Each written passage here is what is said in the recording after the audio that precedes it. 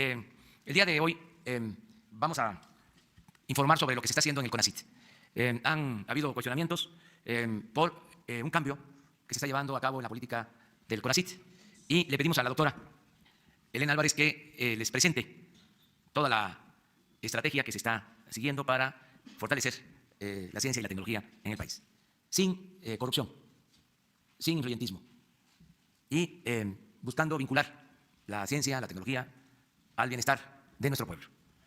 Entonces, ella va a informarles sobre este tema en un momento para que tengan todo el tiempo, porque es un poco larga su exposición, pero vale mucho la pena para que se tengan todos los elementos. Y yo les respondo preguntas sobre lo general, como siempre, en esta primera parte. Empezamos, si les parece, a contestar las dudas que tengan sobre distintos temas. Vamos atrás.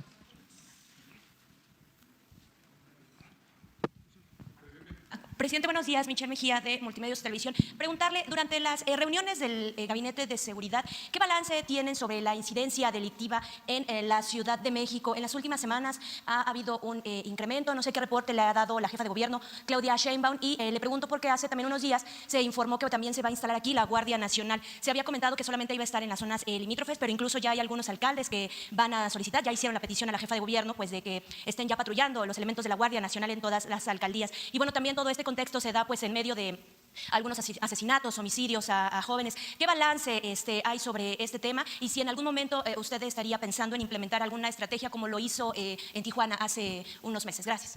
Sí, miren, en el caso de la Ciudad de México, durante mucho tiempo estuvo bajo control la delincuencia, es decir, había una tendencia a la baja en los delitos. Yo creo que esto se mantuvo más de 10 años, se redujo mucho el número de homicidios cometidos, de robo de vehículos, y el año pasado empezó una crisis de inseguridad en la ciudad porque se descuidó la atención en materia de seguridad. Sobre todo, insisto, a partir del año pasado. De modo que cuando recibe el nuevo gobierno ya tiene el problema en la ciudad. Ya es notorio, están creciendo los delitos, sobre todo el homicidio, que pasa de 2 homicidios a 6 diarios. Estoy hablando de un periodo de 10 años, que aumentó mucho. La jefa de gobierno está haciendo un gran trabajo. Para empezar, todos los días se está atendiendo el problema, igual como lo estamos haciendo a nivel nacional. Ella lo hace aquí en la Ciudad de México. Y en efecto, al principio se pensó que no haría falta el que actuara la Guardia Nacional en la Ciudad de México, pero por la situación que se padece, sí va a haber Guardia Nacional en la Ciudad de México, en todo el territorio de la Ciudad de México. Esto está acordado con la jefa de gobierno y ya en los últimos tiempos ha venido dándose una disminución, pero no suficiente. Hace falta más presencia de elementos y de protección a los ciudadanos de la capital. ¿Estos hechos que se han dado en las últimas semanas son hechos aislados o sí tienen que ver a lo mejor con algún incremento? Se dejó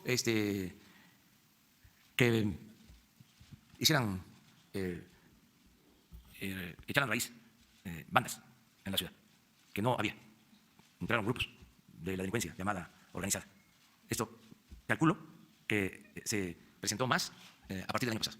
Entonces, en algunas demarcaciones de la ciudad. Y eso es lo que ha estado causando problema, pero ya se tiene toda una estrategia para eso. Presidente, y otra pregunta, comentarle sobre esta mudanza que va a realizar aquí en Palacio Nacional. Hay algunas, algunas molestias por parte de algunos usuarios porque a raíz de este anuncio se han restringido algunos accesos a Palacio Nacional. Mi pregunta es, ¿con esta mudanza va a haber algunas modificaciones en los recorridos? ¿Las visitas van a poder ser normales? ¿En qué parte usted va a poder, se va a vivir exactamente? En un lugar muy reducido, en un departamento que existía desde la época del presidente Calderón, y no se va a limitar a nadie la estancia, lo mismo, las visitas al Palacio.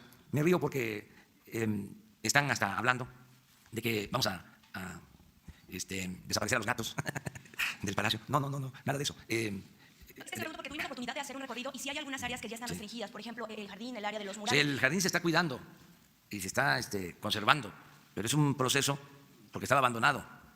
El jardín botánico que es de historia. Entonces se están cuidando los espacios, pero no para volverlos exclusivos. ¿Los cierres son momentáneos? ¿No? Sí, para poner orden. Estaba abandonado el palacio. No venía nadie y no les importaba la situación en el palacio. Incluso les puedo decir que se van a recuperar áreas que se van a conservar.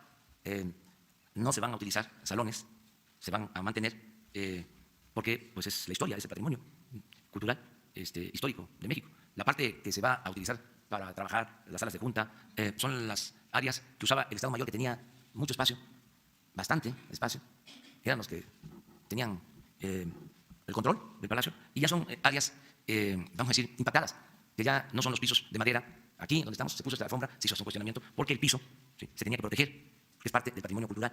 Entonces, por eso se puso esta alfombra. Y también hubieron cuestionamientos al respecto, pero se hizo con ese propósito, porque si no, podía Lina llamarnos la atención, porque este es un monumento histórico. Entonces, es lo que estamos haciendo, básicamente. Gracias. ¿Mande? Pues cuando termine en Jesús la escuela, como lo dije, y también con la idea de no abandonar la casa. Cuando tenga mucho trabajo aquí, que a veces sucede y es frecuente, pues irme a la casa y regresar, pues siempre es más trabajo.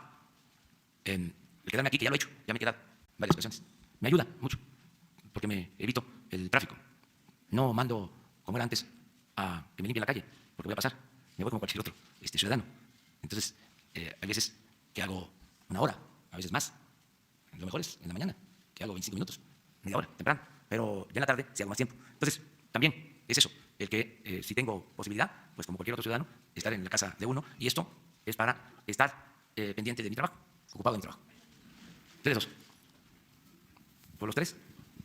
Buenos días, presidente. Diana Benítez, del periódico 24 Horas. Preguntarle sobre esta queja que hizo el embajador de Canadá respecto de la Comisión Federal de Electricidad. No estaría respetando los contratos de gasoductos. ¿Cree que esto va a afectar la firma del Tratado de Comercio con Canadá? ¿Y qué va a pasar exactamente con estos contratos? Y por otro lado, preguntarle también, ayer el Instituto Nacional de Transparencia ordenó que usted dé información respecto de los coches que utiliza para trasladarse. Sabemos que son unos Jetta.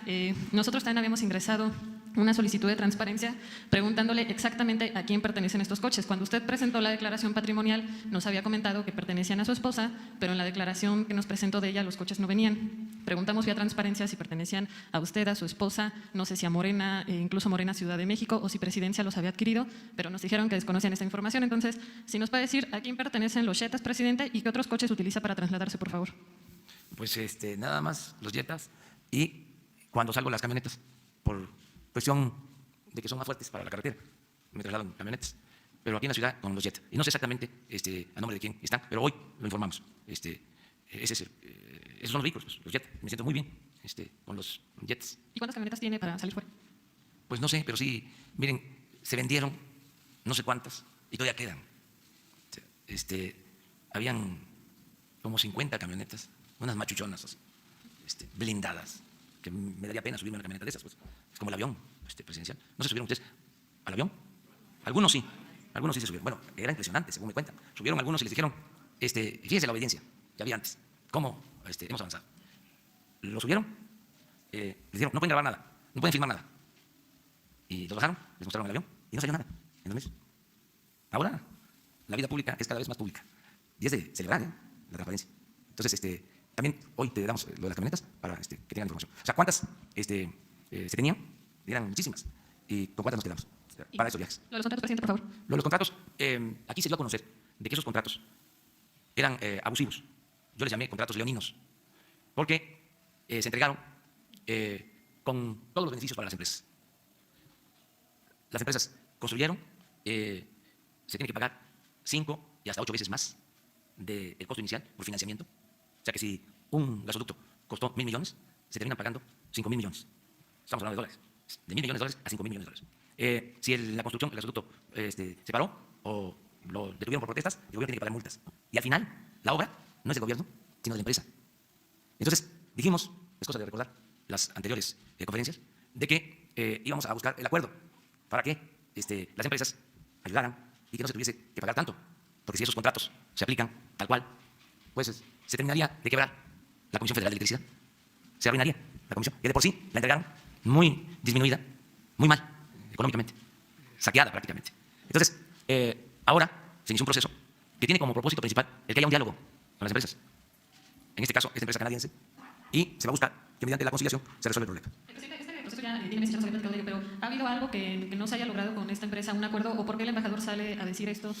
Bueno, el embajador tiene pues, que hacerlo, como lo haría cualquier embajador, tiene que defender a una empresa de su país, pero se va a llegar a un acuerdo, porque tenemos también nosotros que defender los bienes y los intereses del pueblo de México.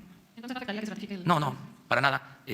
Miren, una de las cosas importantísimas, que a veces se olvidan, es de que cuando se negoció el tratado, nosotros pusimos como condición, y éramos apenas observadores, porque todavía no era yo presidente constitucional, sino presidente electo, cuando se tocó el tema del sector energético, había un capítulo muy abultado, y dijimos que eso no, lo aceptábamos, porque nos ataba por completo. Hubo como una semana de tensión, se rompieron las pláticas. Insistió el gobierno entonces, insistieron todos en que aceptáramos y dijimos, eso no. Estamos de acuerdo en lo demás, pero eso no. Ese capítulo no. Y por eso yo le tengo consideración y respeto al presidente Donald Trump, porque ya cuando estaba a punto de darse a conocer, todo esto se manejó en sigilo, pero ya cuando estaba a punto de darse a conocer de que no se iba a llegar a un acuerdo por ese tema, el presidente Trump aceptó nuestra propuesta. Y ese capítulo quedó en 2 párrafos, porque algún día, a ver si no mañana, se los voy a poner. ¿Y qué dicen esos 2 párrafos? Palabras más, palabras menos, de que México es un país libre y soberano en el manejo de sus recursos naturales, en particular del sector energético y en especial del petróleo.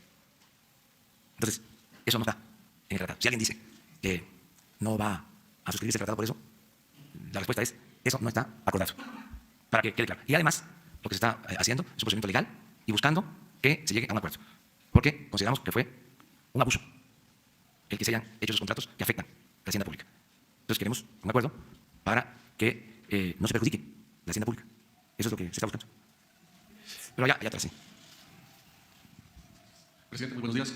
Para preguntarle, según datos del delegado general en el estado de Guerrero de ayer, Pablo Amílcar Sandoval, hasta el día de ayer se habían distribuido alrededor del 20% del fertilizante que necesitan los campesinos de Guerrero para mejorar su producción. El 70% de producción en Guerrero es de autoconsumo, es lo que comen nuestros paisanos, yo soy guerrerense, sobre todo en la montaña. Entonces, la preocupación es de que estamos ya, se está normalizando la temporada de lluvias y, pues, al parecer, el coordinador nacional del fertilizante, Jorge Gay, pues despacha de traje y corbata acá en la Ciudad de México, pero tiene 26 días que no va a Guerrero y no se ha entregado. El fertilizante, los guerrerenses están preocupados, pues, los campesinos guerrerenses, porque no se ha terminado y no ven que se pueda terminar en el tiempo que queda. A esta fecha, el año pasado ya se había repartido el 90% del fertilizante. Mi pregunta es, ya que el coordinador general del fertilizante no ha ido casi un mes a Guerrero, y bueno, sé que es cómodo despachar aquí desde una oficina de aire acondicionado en la Ciudad de México, de traje y corbata, pero mi pregunta es, ¿tienen instrucciones estos funcionarios, así como el secretario de Desarrollo Rural, de no ir a Guerrero? A ver, ¿tú no me preguntaste ayer sobre esto? ¿No tienes nada que decir al respecto? ¿No escuchaste? Es lo del fertilizante. Tú me preguntaste ayer. A ver, ¿qué me preguntaste? Es que es polémico y es interesante, porque son posturas distintas, contrapuestas. Sí. A ver, no, yo te voy a contestar, pero espérame, porque esta es otra visión. ¿Qué me preguntaste ayer o antier? Ayer. A ver, mientras buscas, yo contesto. Miren, están trabajando allá, en Guerrero, y se están distribuyendo los fertilizantes, y tengo la información que el día 15 de julio se termina de entregar todo el fertilizante. ¿Cómo? En Guerrero, sobre todo en la montaña, ya está lloviendo. Sí, presidente. pero se va a terminar de entregar. Ayer hablé yo de que era un programa que llevaba ya mucho tiempo manejado de una forma y ahora cambia, ¿sí? Y se va a manejar de otra manera. Y entonces, siempre que hay los cambios, bueno, imagínense ahora cuántas resistencias hay al cambio. La palabra reaccionario viene de eso, ¿sí? De que en los movimientos de transformación, cuando hay un cambio, pues hay una reacción. O sea, hay quienes se oponen al cambio. Entonces, esto genera una polémica. Es normal. Esto que vamos a ver ahora con CONACYT, lo de los gasoductos, lo de ayer que vimos sobre la austeridad en el IMED, o sea, todo tiene que ver con los cambios que se están llevando a cabo. Entonces, porque no es más de lo mismo. Ya tienes tú. Bueno, pero termino de decirte que la información, que es lo más importante que tengo, es que el día 15 de julio se termina de entregar todo el fertilizante. Ese es el informe que me dio ayer el secretario de Agricultura. Y me informó de que están trabajando, entregando el fertilizante con resistencias, porque han detenido a quienes van a la entrega del fertilizante, han habido bloqueos, porque hay resistencias por esta nueva forma de proceder. Pero tú me planteaste algo ayer. Si debajo palabra le reitero la pregunta. A ver, nada más. Si fue el día de ayer. Acércalo. Perdón. Sí. Si el día de ayer fue saqueada una bodega y un camión de fertilizante de Conuapa, Guerrero. El reparto de ese apoyo para campesinos se lo disputa el gobernador priista Héctor Astudillo al gobierno federal. Incluso exigió al coordinador nacional no criminalizar la entrega. La pregunta es, ¿cuál será la postura de su gobierno ante la evidente manipulación que pretende el gobierno de Guerrero sobre este apoyo a campesinos? Y dos, usted ha dicho que nadie debe de usar los programas sociales para hacerse promoción. ¿Hará usted algún llamado o recordatorio a los gobernadores en este sentido? O sea, son posturas, sí, que existen sobre esto. Lo más importante es que se entreguen los fertilizantes a tiempo. Le voy a pedir al secretario de Agricultura que venga mañana. que le estén informando bien, pero los caminos ya con las lluvias empiezan a cortar. Los ayuntamientos no están participando para entregar el fertilizante. Y tengo otra pregunta más. Tengo entendido que se invirtieron 300 millones de pesos para comprar semilla mejorada, que tampoco se ha entregado. Como ya están las lluvias, ya no se va a poder usar esa semilla. Entonces, ¿habrá alguna sanción para porque ahí se va a quedar la semilla? Pues en esta época de austeridad, gastar 300 millones y dejarlo en bodega es hasta criminal. Esa es mi segunda pregunta, presidente. ¿Habrá alguna sanción? Mañana viene el secretario de Agricultura y les informa bien sobre esto. Ya ha estado aquí, ya informó, pero mañana de nuevo. ¿Qué les parece? A ver, pero por allá quedaba otra compañera. Buenos días, presidente. Guadalupe Vallejo, de Notimex. Primero, nada más si nos puede ampliar brevemente qué fue lo que pasó. Se habló con Claudia Sheinbaum, con la jefa de gobierno, sobre el número de elementos que entrarían y cuándo patrullarían. Eso nada más para aclarar un poco la nota que nos dio ahorita. Sí, ya se trató con ella y se está ayudando. Desde hace como 2 meses se le está apoyando con elementos. No tengo el dato. Bien, en general vamos a atender todo el país con 70.000 elementos. Con esos vamos a iniciar la Guardia Nacional. 70.000 elementos en el país, que van a ir aumentando. Vamos a llegar como a 130, 140.000 elementos. Fíjense, ¿saben cuántos habían? 10.000 efectivos. Y vamos a empezar el domingo con 70.000. Entonces, se va a dar a conocer toda la estrategia de atención de la Guardia Nacional. Se le está dando prioridad. Ya se cuenta con el presupuesto. Se va a informar todo el domingo. Porque si no, ya que les vamos a poder decir ahí, o sea, si se los adelanto. Esperemos un poco, y además para que lo hagan quienes han estado trabajando, el comandante de la Guardia Nacional, general Bucio, y el secretario de la Defensa, el secretario de Marina, el secretario de Seguridad Pública, todos los que han estado en la conformación de la Guardia, ya incluso se tienen todos los reglamentos, todos los protocolos, están por terminar, hoy, mañana, terminan los primeros cursos de formación.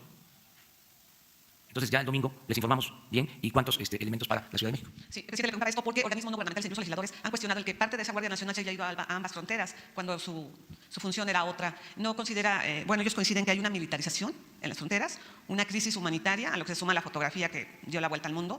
Mi pregunta es, ¿si hay un plazo para que en ambas fronteras se retire la Guardia Nacional o va a estar nada más los 90 días pues, en lo que se contiene esta Es que ya se migración? tenía contemplado como parte de la función de la Guardia Nacional atender la frontera sur. Es parte de un programa. Ya se tenía contemplado que iban a estar 6.000 elementos. Les estoy hablando de 70.000 en general para la frontera sur. Porque, les recuerdo, son 266 coordinaciones. Ese es el plan general. Como no se tienen todos los elementos, vamos a iniciar con 150 coordinaciones. Una coordinación va a atender en una primera etapa 2 coordinaciones y hasta 3. Y luego, en la medida que se tengan más elementos, se van a ir creando nuevas para cubrir las 266. Ese es el plan. Pero de inicio vamos a estar en todo el país. Y el número de elementos tiene que ver también y la ubicación de la sede de la Guardia con los sitios en donde tenemos más incidencia delictiva, donde hay más violencia. Es toda una estrategia que ya va a comenzar. Finalmente, ¿se cancela una vez más la licitación de la entrega de medicamentos? ¿Tiene alguna información al respecto? No hay ninguna demora, es parte de lo mismo. ¿Se entregarán tiempo formal? Sí. Es que eran negociazos, se rayaban. Yo los entiendo. Miren, estoy convencido de que hace falta un programa prioritario de implementación de terapias para atender la enfermedad de la corrupción. Es que, de veras, qué ambiciosos, qué desesperados. No tenían llenadera. ¿Se acuerdan todo el escándalo que hicieron?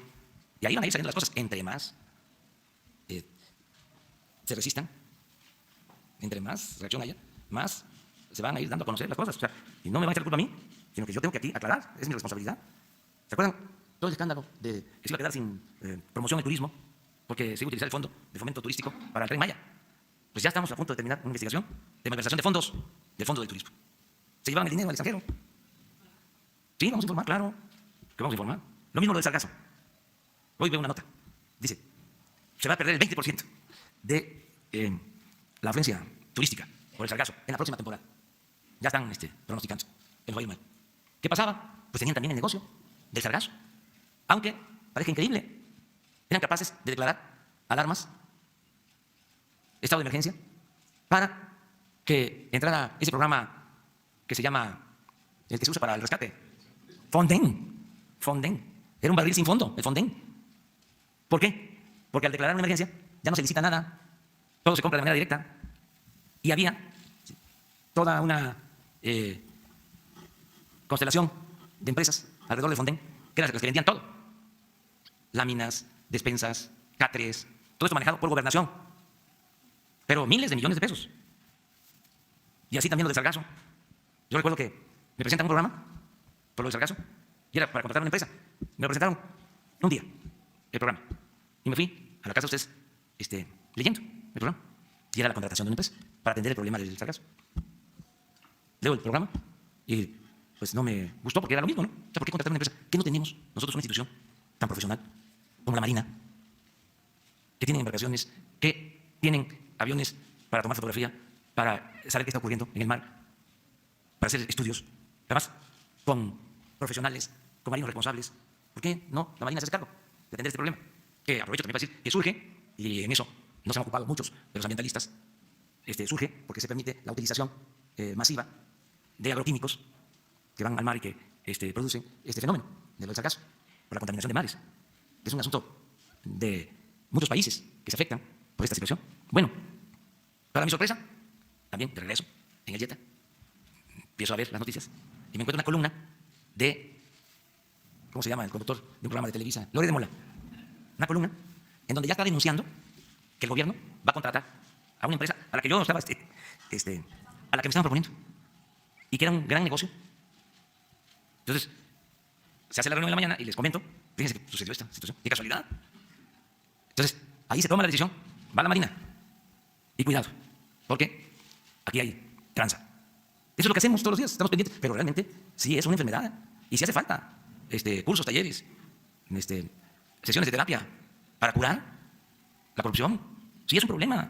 Entonces, yo los entiendo, están molestísimos, porque era un botín del gobierno y ya estaba familiarizado aquello de que tú por qué defiendes o por qué te metes a defender si no es tuyo el dinero. ¿Cómo no? Es de todos. Todos tenemos que ser guardianes del dinero público. Entonces, esas son las resistencias que estamos enfrentando. Por eso, pues hay estas inconformidades, pero ofrecemos disculpas por las molestias que esto ocasiona, pero va para adelante la cuarta T, la 4T. Gracias, presidente. Buenos días. Daniel Blancas, de Crónica. En la última semana tuve la oportunidad de hacer un recorrido por la franja fronteriza, pero en especial del lado de Centroamérica. Realmente creo que es un reto para su gobierno, quizás uno de los más importantes, el poder controlar la franja fronteriza. Hay cerca de 400 puntos ilegales detectados por la Secretaría de Gobernación, donde pues, prácticamente entra todo, sin supervisión ni vigilancia. Presidente, antes de hacerle la pregunta, quisiera hacerle una petición especial para que pudiera usted invitar al titular de aduanas y al titular del Instituto Nacional de Migración para que nos ofrezcan un diagnóstico de lo que de lo que el gobierno está haciendo respecto al tráfico de personas y al tráfico de mercancías en esa región del país. La pregunta concreta, presidente, es: difícilmente habrá un control del gobierno mexicano para el tráfico o para el tránsito de personas. No lo va a haber porque pues, estamos hablando de una frontera de 1.419 kilómetros. ¿Se abocará el gobierno a detener o a ordenar la migración ya cuando los migrantes estén en territorio mexicano? Es decir, esa es la estrategia, ya cuando estén adentro, porque, le repito, en la frontera va a ser imposible que lo logren. Pregunté también, presidente, a todos prácticamente a todos con quienes me topaba, migrantes, polleros, coyotes, agentes, abogados, etcétera. En ninguno de los testimonios, presidente, encontré que hubiera referencias que avalaran lo que está diciendo Estados Unidos respecto a este incremento descomunal de migrantes a partir de abril, de marzo, de mayo. Porque estamos hablando de que había en promedio 40,000 migrantes que entraban o que eran detenidos en la frontera sur de Estados Unidos y de repente surgió o saltó a 150,000. No encontré ningún testimonio que fuera en ese sentido, presidente. ¿Hay la posibilidad, o lo ha considerado así el gobierno mexicano, de que el gobierno de Estados Unidos esté mintiendo en sus cifras? ¿Esté mintiendo en sus cifras con fines políticos? ¿Tiene el gobierno mexicano la manera de confrontar las cifras de Estados Unidos? Bueno, sí. Miren, cuando se produjo la crisis, la primera reunión que tuvo el grupo que nos representó en la Casa Blanca con el vicepresidente de Estados Unidos, lo primero fue mostrar el dato del crecimiento del flujo migratorio. Entonces, eso se tiene. Nosotros tenemos esa información y estamos dándole seguimiento. Pero fue información que se entregó el gobierno de Estados Unidos. Sí, y nosotros tenemos nuestra propia información también. ¿Va en el mismo sentido? ¿En el descomunal exceso de migrantes de 40,000, de 50,000, 150,000? Sí creció. Pero sí, en ese porcentaje. Al doble, en términos generales. Sí. Y esto tiene mucho que ver con lo que está pasando en Centroamérica. La mayor parte de la migración se produce, se genera en Centroamérica, y en particular en Honduras. Es el país que tiene más migración de los 3 países de Centroamérica más cercanos a nuestra frontera. Es Honduras en donde ha crecido más. Sí, desde luego, también Guatemala, menos Salvador. Todo esto porque hay una situación difícil en Centroamérica. De ahí nuestra insistencia en atender las causas, en impulsar actividades productivas, en crear empleos, lo que ya estamos haciendo y lo vamos a seguir haciendo. Pensamos nosotros que vamos a lograr atemperar el fenómeno migratorio. lo tenemos que hacer. Pronto les vamos a informar, porque tenemos un plazo, que es el 10 de septiembre, que son los 3 meses, pero vamos bien. Es un problema, como tú lo mencionas, complejo, difícil, pero lo estamos atendiendo de la mejor manera posible. De los 400 puntos que hay para cruce en la frontera sur, ya le decía yo que aproximadamente 380 son ilegales, no hay presencia de autoridad, 11, 12 sí hay garitas, sí hay casetas de migración, pero predomina la corrupción, presidente. Con una mordida uno puede meter lo que sea, y lo viví e incluso lo hice para simular esta situación. ¿Qué diagnóstico tiene usted de la corrupción que predomina en la aduana y en el Instituto Nacional de Migración en esa zona fronteriza? Igual que el gobierno que recibimos, podrido, lleno de corrupción, en general. Se tuvieron que despedir por corrupción alrededor de 500 agentes de migración y no se termina la limpia. Y sí quiero que les informen tanto el director de aduanas como el de migración sobre este tema. O sea, son instituciones que se echaron a perder por completo, pero no solo esas, todas. Desde aquí, desde el Palacio, todo el gobierno. Es que parece que es retórica, que es discurso. No. El principal problema en México es la corrupción. Eso fue lo que dio al traste con todo. Esa es la causa principal de la desigualdad económica, social. Por eso se desató la inseguridad y la violencia. Por el saqueo, en el que intervinieron sector público y sector privado. Se creó un grupo a partir de las privatizaciones, de la política neoliberal. No significaban mucho, casi nada, en términos económicos, en términos financieros, y de repente se convirtieron en los hombres más ricos del mundo. Es un fenómeno. Y eso, desgraciadamente, permeó. No lo echó a perder todo, porque es muy fuerte. Nuestra cultura, o nuestras culturas, son muy fuertes. Este es un pueblo con muchos valores, una gran reserva de valores culturales, morales, espirituales. Resistió nuestro país por nuestra cultura, nos salvó nuestra cultura. Nuestras culturas volvieron a salvar. Pero sí era un asunto grave. A mí me corresponde estar decidiendo a quién nombrar. ¿Y saben qué prevalecía? No era lo más importante la honestidad. Lo más importante era la eficiencia, o la supuesta eficiencia. ¿Dónde estudiaste? ¿Qué nivel académico tienes?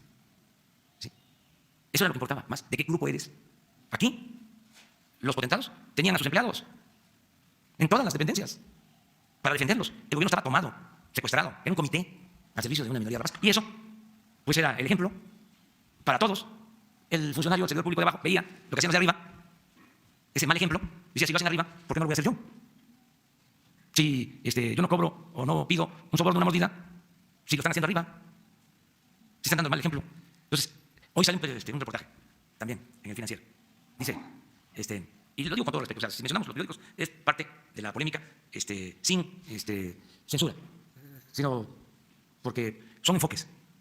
Dice la cabeza de la nota, dice, Octavio Romero, preocupado por limpiar Pemex, pero los inversionistas quieren que se preocupe por aumentar la producción.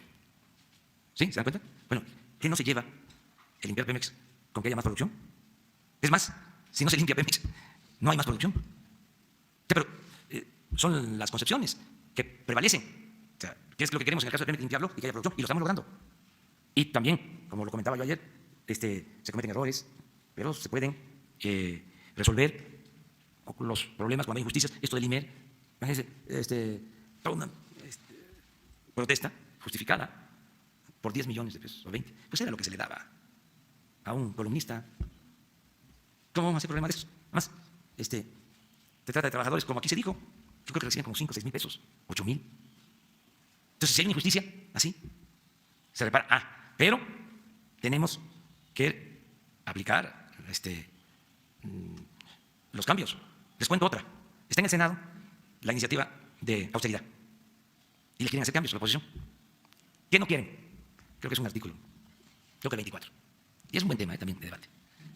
Ahí se establece de que si un funcionario público termina, no puede, en 10 años, es lo que nosotros proponemos, irse a trabajar a una empresa privada vinculada a el trabajo que tuvo como funcionario público. Pues ya brincaron, no les gustó. Entonces, dicen, no, es que para que pase hay que negociar esto. No, si ese es un problema. ¿Qué hicieron los funcionarios de todo el periodo neoliberal? Se fueron a trabajar a las empresas, subsecretarios, secretarios, hasta presidentes. Salían de aquí y a trabajar a las empresas privadas. Imagínense con toda la información que uno tiene. Ir a trabajar. Hubo un caso en donde se creó una empresa para el petróleo y se llevó, sí, la empresa privada, al que estaba trabajando en exploración y producción de petróleo, de Pemex. Las medicinas se llevaban a los que compraban, Claro, a los responsables de la compra de medicinas. Luego que viene en la subasta, las rondas, y ese director de la empresa privada, antes funcionario, sabía dónde estaban las reservas. Y de pura casualidad, le atina. Y el contrato va dirigido a un área donde hay petróleo. O sea, es información reservada que se utiliza con otros propósitos. Entonces, no se puede. Eso se tiene que terminar. Hagan la lista. Yo escribí en mi último libro, bueno, no el último, pero sí el de la salida, hago un análisis de todos los que trabajaban en el gobierno y se pasaron a las empresas.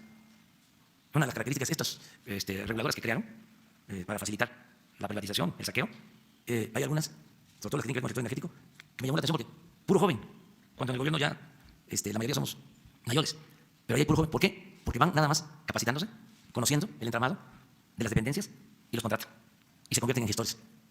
Entonces, eso es un contubernio. O sea, tiene que separarse el poder político del poder económico y el gobierno tiene que representar a todos. Presidente, para volver al tema y para redondearlo, entonces está el compromiso de que puede usted invitar a los Sí, directores de van a aduanas. estar Bueno, y usted sabe que los... Nada más que van a estar aquí, si les parece, cuando regrese Marcelo, porque él es el que coordina toda la acción que se está llevando a cabo en materia migratoria. Y aunque también va a incluir a aduanas, invitamos al de aduanas, pero que venga Marcelo y ustedes puedan conocer qué se está haciendo en política migratoria y en Hacienda, en aduanas. Por supuesto que usted sabe que los reporteros en la calle no tenemos la verdad absoluta, pero sí un trozo de la realidad. Y mi hipótesis periodística es que Estados Unidos miente con las cifras que está ofreciendo y que son motivo de esta estrategia. Para esta situación, presidente, bueno, le digo esto porque incluso tuve la oportunidad de recorrer fincas de café, que es lo que refería el canciller, y no hay indicios de que hubiera una caída tan drástica que hubiera derivado en ese flujo migratorio. Pero bueno, la última petición, presidente, es por medio de Jesús o de usted, que nos pudieran dar las cifras que tiene el gobierno mexicano y con las que contrastó lo que dijo Estados Unidos en su numeralia. Si nos pueden ofrecer esas cifras para que nosotros las podamos comparar. ¿Qué les parece si cuando regrese Marcelo les da toda la información? Pero ahorita no las tienen estas cifras que tiene el gobierno mexicano. Sí, pero ¿Contestó? me gustaría más, porque está iniciando el programa o estamos cumpliendo con el compromiso que hicimos. No nos lleva más de una semana, ¿sí? El encuentro termina, ya va a concluir. O sea, entonces la semana próxima incluso es conveniente que el pueblo de México tenga todo el informe sobre la política migratoria y lo que se está haciendo. No, eso surge porque ahí le preguntan y él hace un comentario y aquí me preguntan a mí y yo contesto, pero no hay nada. Lo que sí puedo comentarles es que como no pude asistir a este encuentro en Japón, me representa Marcelo, me representa el secretario de Hacienda, que ya también está en Japón, los dos, y yo envié una carta a cada jefe de Estado, a cada jefe de gobierno. Marcelo la va a entregar a cada uno de los participantes. Y en relación con lo que dice el colega, en estas negociaciones que se tuvieron con los Estados Unidos, en estas 12 horas que usted ha calificado pues, de cruciales y muy fuertes, quisiera saber, ¿se pidió por parte del gobierno de los Estados Unidos la presencia en México de agentes infiltrados justamente para detectar a posibles integrantes del crimen organizado o simplemente para mitigar el flujo migratorio? ¿Se pidió? No, ni lo aceptamos. Era costumbre en gobiernos anteriores, era un secreto a voces, ¿no? La presencia de agentes en Sí, pero por no. parte de agentes de Estados Unidos. En la actualidad, ¿hay o no hay agentes estadounidenses en nuestro territorio? Pues para es lo que investigación? contestó Marcelo la vez pasada, ¿no? De acuerdo a los convenios que hay y la participación que tiene Estados Unidos con su embajada, pues tiene personal. Pero, para ser claros, precisos, cuando se llevó a cabo el acuerdo, para evitar que impusieran los aranceles, nosotros no permitimos, es más, ni se trató el tema. No se trató. Y tampoco lo íbamos a permitir. Dos más. Buenos días, Presidente, buenos días. Los dos. Uno, perdón. Marco Antonio Olvera, de Radio Latina, California. Buenos días, presidente y secretaria. Preguntarle, el día de hoy en nuestro periódico damos a conocer, en el Sol de México, que las iglesias evangelistas van a participar en la difusión de la cartilla moral, van a estar realizando sesiones de estudio al interior de sus centros religiosos sobre lo que es la cartilla moral.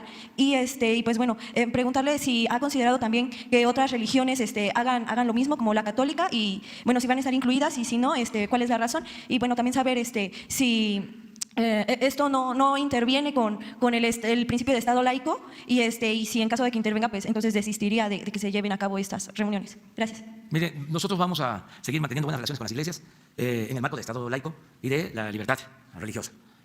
Y todo el que quiera ayudar para que podamos conseguir la paz en el país es bienvenido. Es una convocatoria abierta, amplia. Incluso voy a tratar este tema, es uno de los puntos de varios asuntos, en el Zócalo, el lunes. La convocatoria a conseguir la paz con la participación de todos los mexicanos.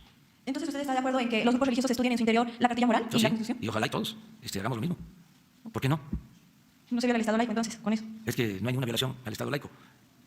Es muy importante definir qué es el Estado laico. O sea, en esencia, es que no haya una religión oficial o predilecta. Que el Estado no tenga preferencias por ninguna religión y que se respete la libertad a creer o a no creer. Pero ahí dice que en el artículo 130 que las asociaciones religiosas no pueden participar en políticas públicas. ¿Este no sería el caso? Pero no es el caso. No es el caso. Miren, cuando se quiso distribuir en las escuelas la cartilla moral de Alfonso Reyes, se argumentó de que era una injerencia, ¿sí?, de las iglesias o de la religión en las escuelas, pensando de que la cartilla de Alfonso Reyes tiene un propósito religioso. Él mismo lo explica muy bien, lo aclara. Son valores universales, son preceptos aplicados a lo largo de toda la historia del mundo por creyentes y no creyentes. ¿Qué sucedió entonces?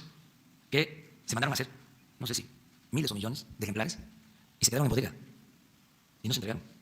Y los que se opusieron, ya se los dejo a ustedes de tarea para que lo investiguen, pues no se caracterizaron, según los hechos, por actuar con moralidad. Entonces, yo no sabía de esto, pero si en las iglesias se ayuda, ¿sí?, a fortalecer valores, lo celebro. Si en las logias se fortalecen valores, lo celebro. Si en la asociación civil de ateos se fortalecen valores, lo celebro. Si en la asociación civil de agnósticos se fortalecen valores, lo celebro. Que vivan los valores, que viva lo espiritual, que no reine, predomine lo material. No solo de pan vive el hombre. Pero bueno, está bien la investigación. O sea, qué bien que periodismo haga investigación, como dicen ustedes. Y ya nada más por último, sobre Fertinal, hoy también se revela que son millones de dólares los que se está pagando en la nómina. Y usted había dicho que pues bueno, eran 3.500 trabajadores en la nómina que pues ni estaban trabajando. ¿Se va a hacer un proceso de limpia? ¿Ya se está trabajando, digamos, en eso para pues dejar de pagar, o sea, este dinero y generar más ahorros? Y si en esto pues estaría analizando algunos casos como el de Cristian Ananís, que recientemente entró ahí a Fertinal y que pues bueno, también gana como bastante. Y había preguntarle también sobre él, si él fue él aportó dinero en su campaña y registró la marca de AMLOV para poder comercializarla. Esto pues no interfiere de alguna forma con un conflicto de interés y pues qué se estaría haciendo en el caso. Gracias. No sé nada de eso último, o sea, nada. Y pues no se permite la corrupción, ya lo hemos dicho. En el caso de que sea una gente que no tenga buenos antecedentes, pues no va a poder trabajar en esta empresa.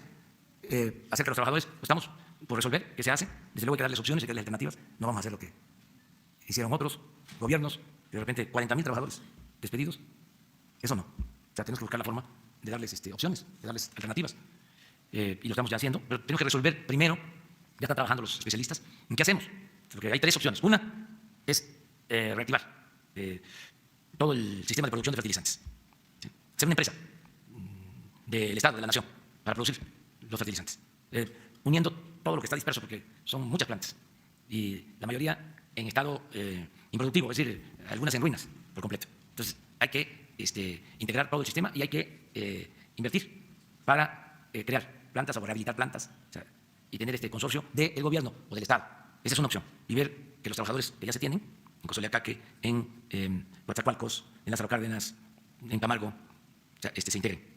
Esa es una opción. O sea, si vamos a la producción de los fertilizantes para no comprarlos, porque ya les dije, en el periodo neoliberal se destruyó toda la industria de los fertilizantes y de ser autosuficientes en fertilizantes pasamos a ser importadores de fertilizantes. Todo lo compramos afuera. No se produce fertilizante prácticamente en México. Entonces, esa es una opción. La otra es vender todas las plantas. Va a significar una pérdida, porque las plantas está demostrado que se compraron con sobreprecio. Y además, hay una deuda de cerca de $1.000 millones, que pues ni modo que el que compre va a quedarse con la deuda. Y lo tercero que se está explorando es que se pueda crear un complejo para producir fertilizantes con inversión pública y privada, una sociedad. Entonces todo eso lo estamos ya revisando y están también los problemas jurídicos o judiciales. Se tenían que presentar denuncias para que quedara constancia y se castigara a responsables, porque si no, nosotros íbamos a heredar toda esa podredumbre. Entonces ahí vamos, poco a poco, pero sí vamos a tomar pronto una decisión y aquí les vamos a informar. Presidente, buenos días, de Radio Latino, California. Hay un tema ahí que preocupa a los vendedores, a los billeteros de la Lotería Nacional. Le voy a leer para no caer en imprecisiones. Hay 6.000 agremiados en la Lotería Nacional, a nivel nacional. En la Ciudad de México, los que venden los billetes tienen que recaudar 100,000 pesos para que tengan derecho a un servicio médico a medias. En la provincia tiene que juntar o vender 68,000 pesos para que también obviamente tengan un servicio médico. Al final de cuentas, bueno, de los 100,000 pesos, ellos nada más se quedan con 10,000 pesos al mes, y entre sus pagos y lo demás, al final se quedan entre 5 o 6,000 pesos. El problema aquí, presidente, es que hay 5 o 6 personas que ahora voy a mencionar que tienen las mayores concesiones de la Lotería Nacional. Alfonso Navarrete Prida, 5 concesiones en Obregón, en Hermosillo, en Nogales y Guadalajara. Horacio Balboa, 5 agencias en Tehuacán, Puebla, solamente en Tehuacán, Puebla. Víctor Almaguer con 7 concesiones. Jorge Gutiérrez Barrios también participa, no tengo el dato con cuántas concesiones.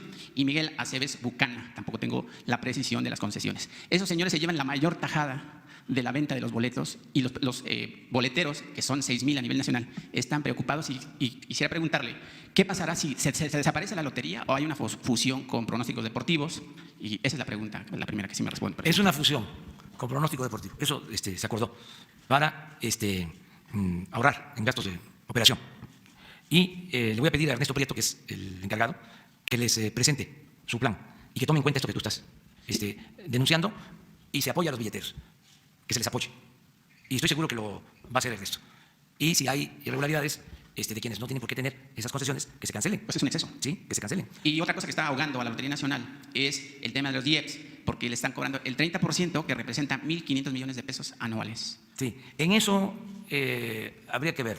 Les voy a comentar que no estamos nosotros haciendo ninguna modificación en lo fiscal, porque es un compromiso de no hacer cambios en lo fiscal, que implica también no aumentar impuestos, no crear impuestos nuevos, dejar esto hasta que se acredite el gobierno. Una de las malas prácticas que prevalecieron durante mucho tiempo es que el gobierno, quitado de la pena, aumentaba los impuestos y nunca llevaba a cabo una política de combate a la corrupción o una política de austeridad. No ponía el ejemplo. Entonces siempre se decía, hay que apretarse el cinturón. Pues ahora, el que se va a apretar el cinturón, el que se está apretando el cinturón, es el gobierno, dando el ejemplo, para poder decir, si hace falta, miren, consideramos que debe de aplicarse esta reforma fiscal. Pero primero, dar el ejemplo, poner orden, acabar con la corrupción y que haya austeridad. En este compromiso que hice está también el no reducir impuestos, no modificar ninguna ley. Me vienen a plantear que se deduzcan impuestos. No, ahora no. Es lo mismo, o sea, ya no va a haber condonaciones de impuestos, todo eso se termina. ¿Por qué habían estos privilegios fiscales? No es el caso de los billeteros, se aclarando. Estamos hablando de mero arreglo. Porque se suponía que con eso se estimulaba la inversión. Y al final, ni se estimulaba la inversión y se creaban estos privilegios. Una evasión fiscal enorme. Entonces, por eso fue como un amparo, que las cosas queden como están en lo relacionado con las leyes. Y con el mismo marco legal, en lo fiscal, vamos a demostrar que se puede ser eficientes. Entonces, en eso de las modificaciones de impuestos, ahí no vamos a poder, por ahora, dar respuesta, ¿no?, a estas demandas. Pero sí, en lo que tiene que ver con la seguridad social, todo lo que es el sector informal, el llamado sector informal, que es tan importante socialmente y económicamente como el sector formal, porque vive de esa manera mucha gente, millones de mexicanos que se buscan la vida como pueden, y muchos de ellos no tienen seguridad social, muchos. Por eso me estoy ocupando de que podamos tener un sistema universal de atención médica y de seguridad social.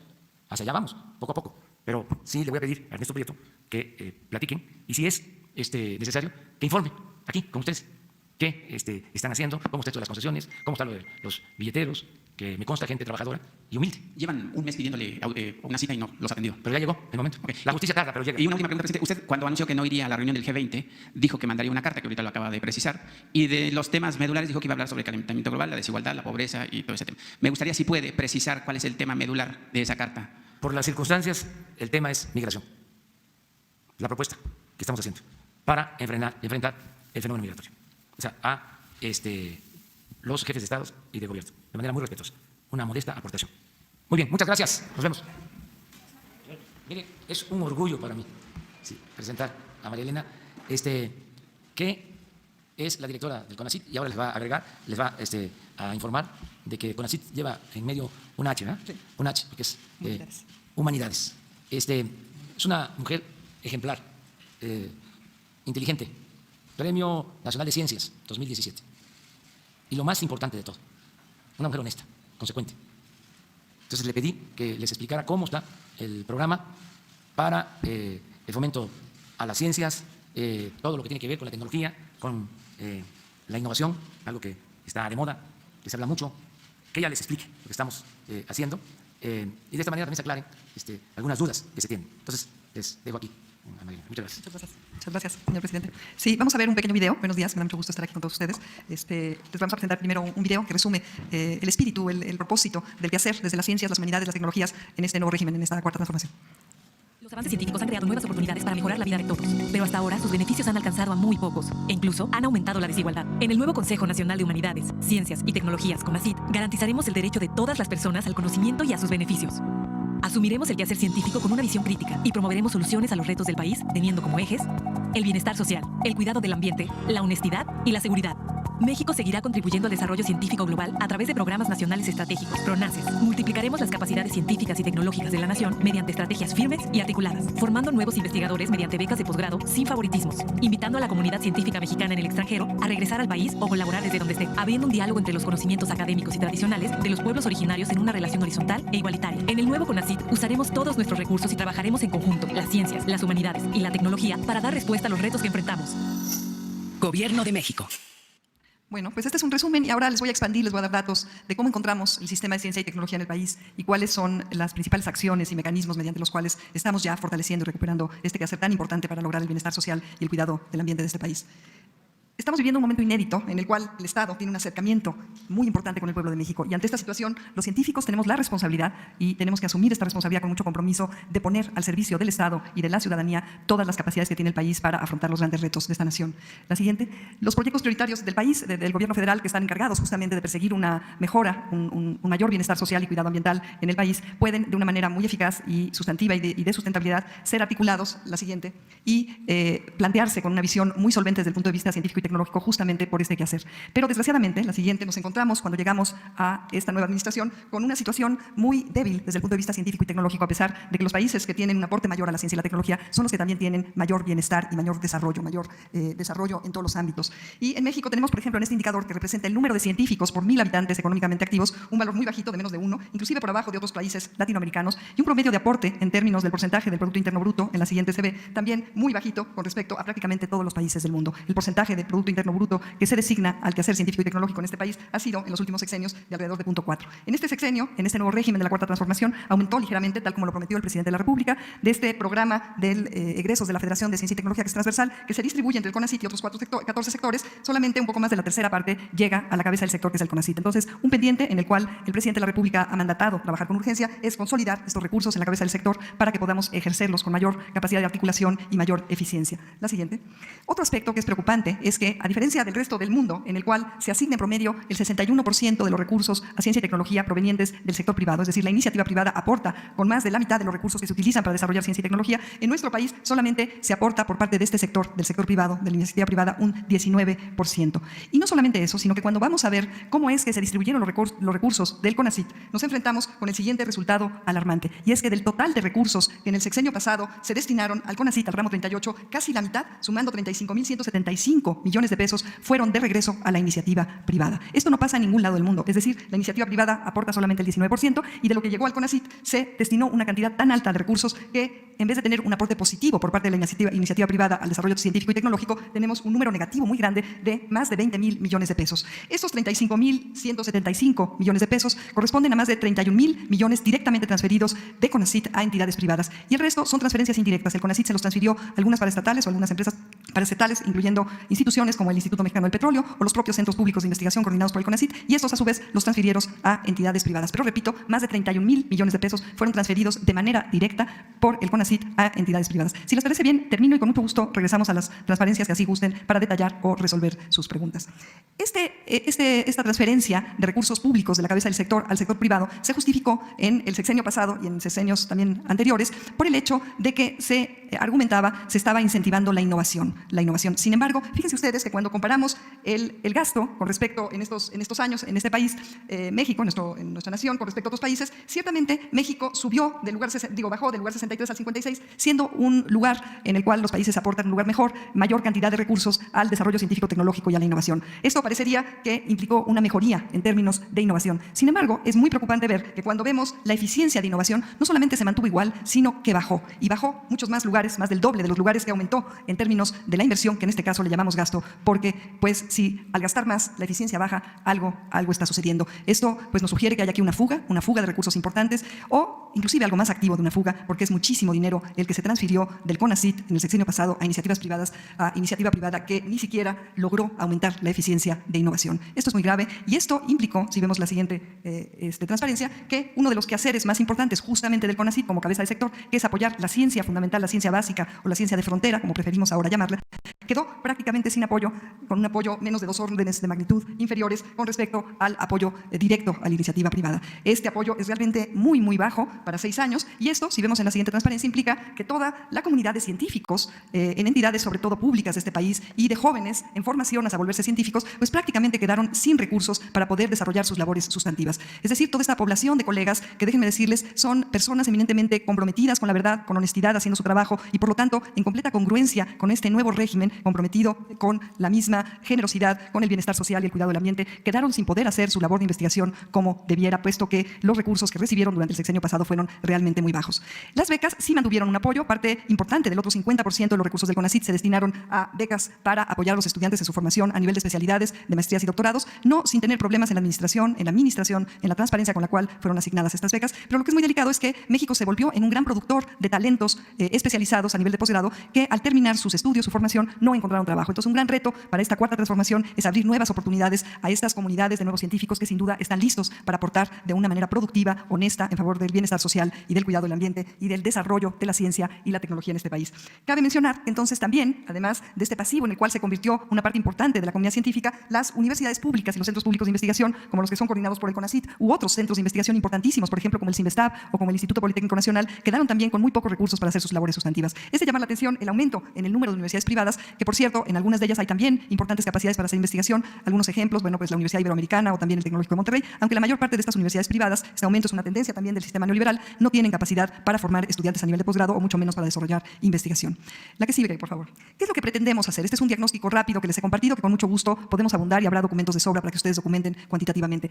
En términos de ciencia, tecnología e innovación en esta cuarta transformación, lo que queremos es lograr Ciencia por México, una verdadera apropiación social de la ciencia que se puede lograr si regresamos el apoyo a la ciencia de frontera articulada a la formación de nuevos investigadores, apuntalando y apoyando como se debe a las comunidades científicas y tecnológicas de este país, a los estudiantes que, como dije, en una gran mayoría están alineados, están comprometidos con este nuevo régimen y con lograr desde el quehacer científico y tecnológico un mayor bienestar social, una mayor equidad y un mejor cuidado del ambiente. Entonces, apuntalar a la comunidad científica, rescatar el desarrollo de la ciencia básica o ciencia de frontera y también entonces lograr el desarrollo tecnológico de vanguardia para volvernos más independientes, más soberanos en el quehacer científico y tecnológico y articular todas estas capacidades mediante programas nacionales estratégicos. La que sigue, este es el primer eje, esta recuperación de la cual hablaba, la que sigue, y quisiera compartirles esa metáfora. Si nosotros pensamos en los desarrollos tecnológicos, en los productos como esos celulares que ahora todo el mundo utilizamos, y estos son los frutos que están aquí en este árbol que metaforiza este proceso de desarrollo tecnológico, bueno, la ciencia de frontera es el árbol y no podemos tener productos tecnológicos ni aplicaciones científicas si no contamos con una ciencia de frontera sólida, con una pertinencia obviamente cultural y ética que dé sustento al desarrollo de aplicaciones y eventualmente al desarrollo de estos productos tecnológicos. Y este proceso de generación de conocimiento de frontera, que después lleva a aplicaciones y finalmente a productos tecnológicos, puede llevar mucho tiempo y por eso es muy importante tener claridad que el apoyo a la ciencia y a la tecnología implica una visión de largo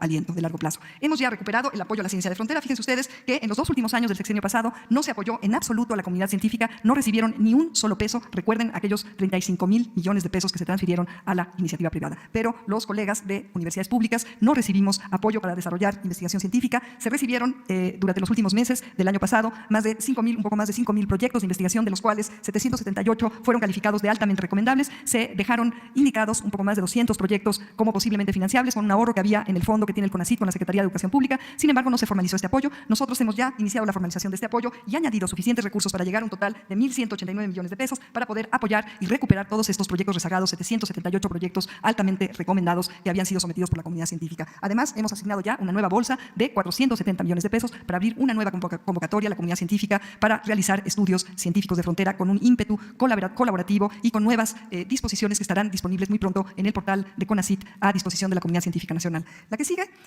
como parte de este eje es imprescindible seguir apoyando la formación de nuevos investigadores. Hemos incrementado el número de becas de posgrado, se ha aumentado el apoyo a madres solteras, a personas con capacidades diferentes, con capacidades que son importantes de considerar para ir evitando cualquier sesgo, cualquier discriminación en contra de cualquier persona por cualquier característica. El aporte ahora de las becas y la designación de los ganadores de estos beneficios monetarios por parte del Estado se está llevando a cabo con transparencia y las becas se están administrando con puntualidad.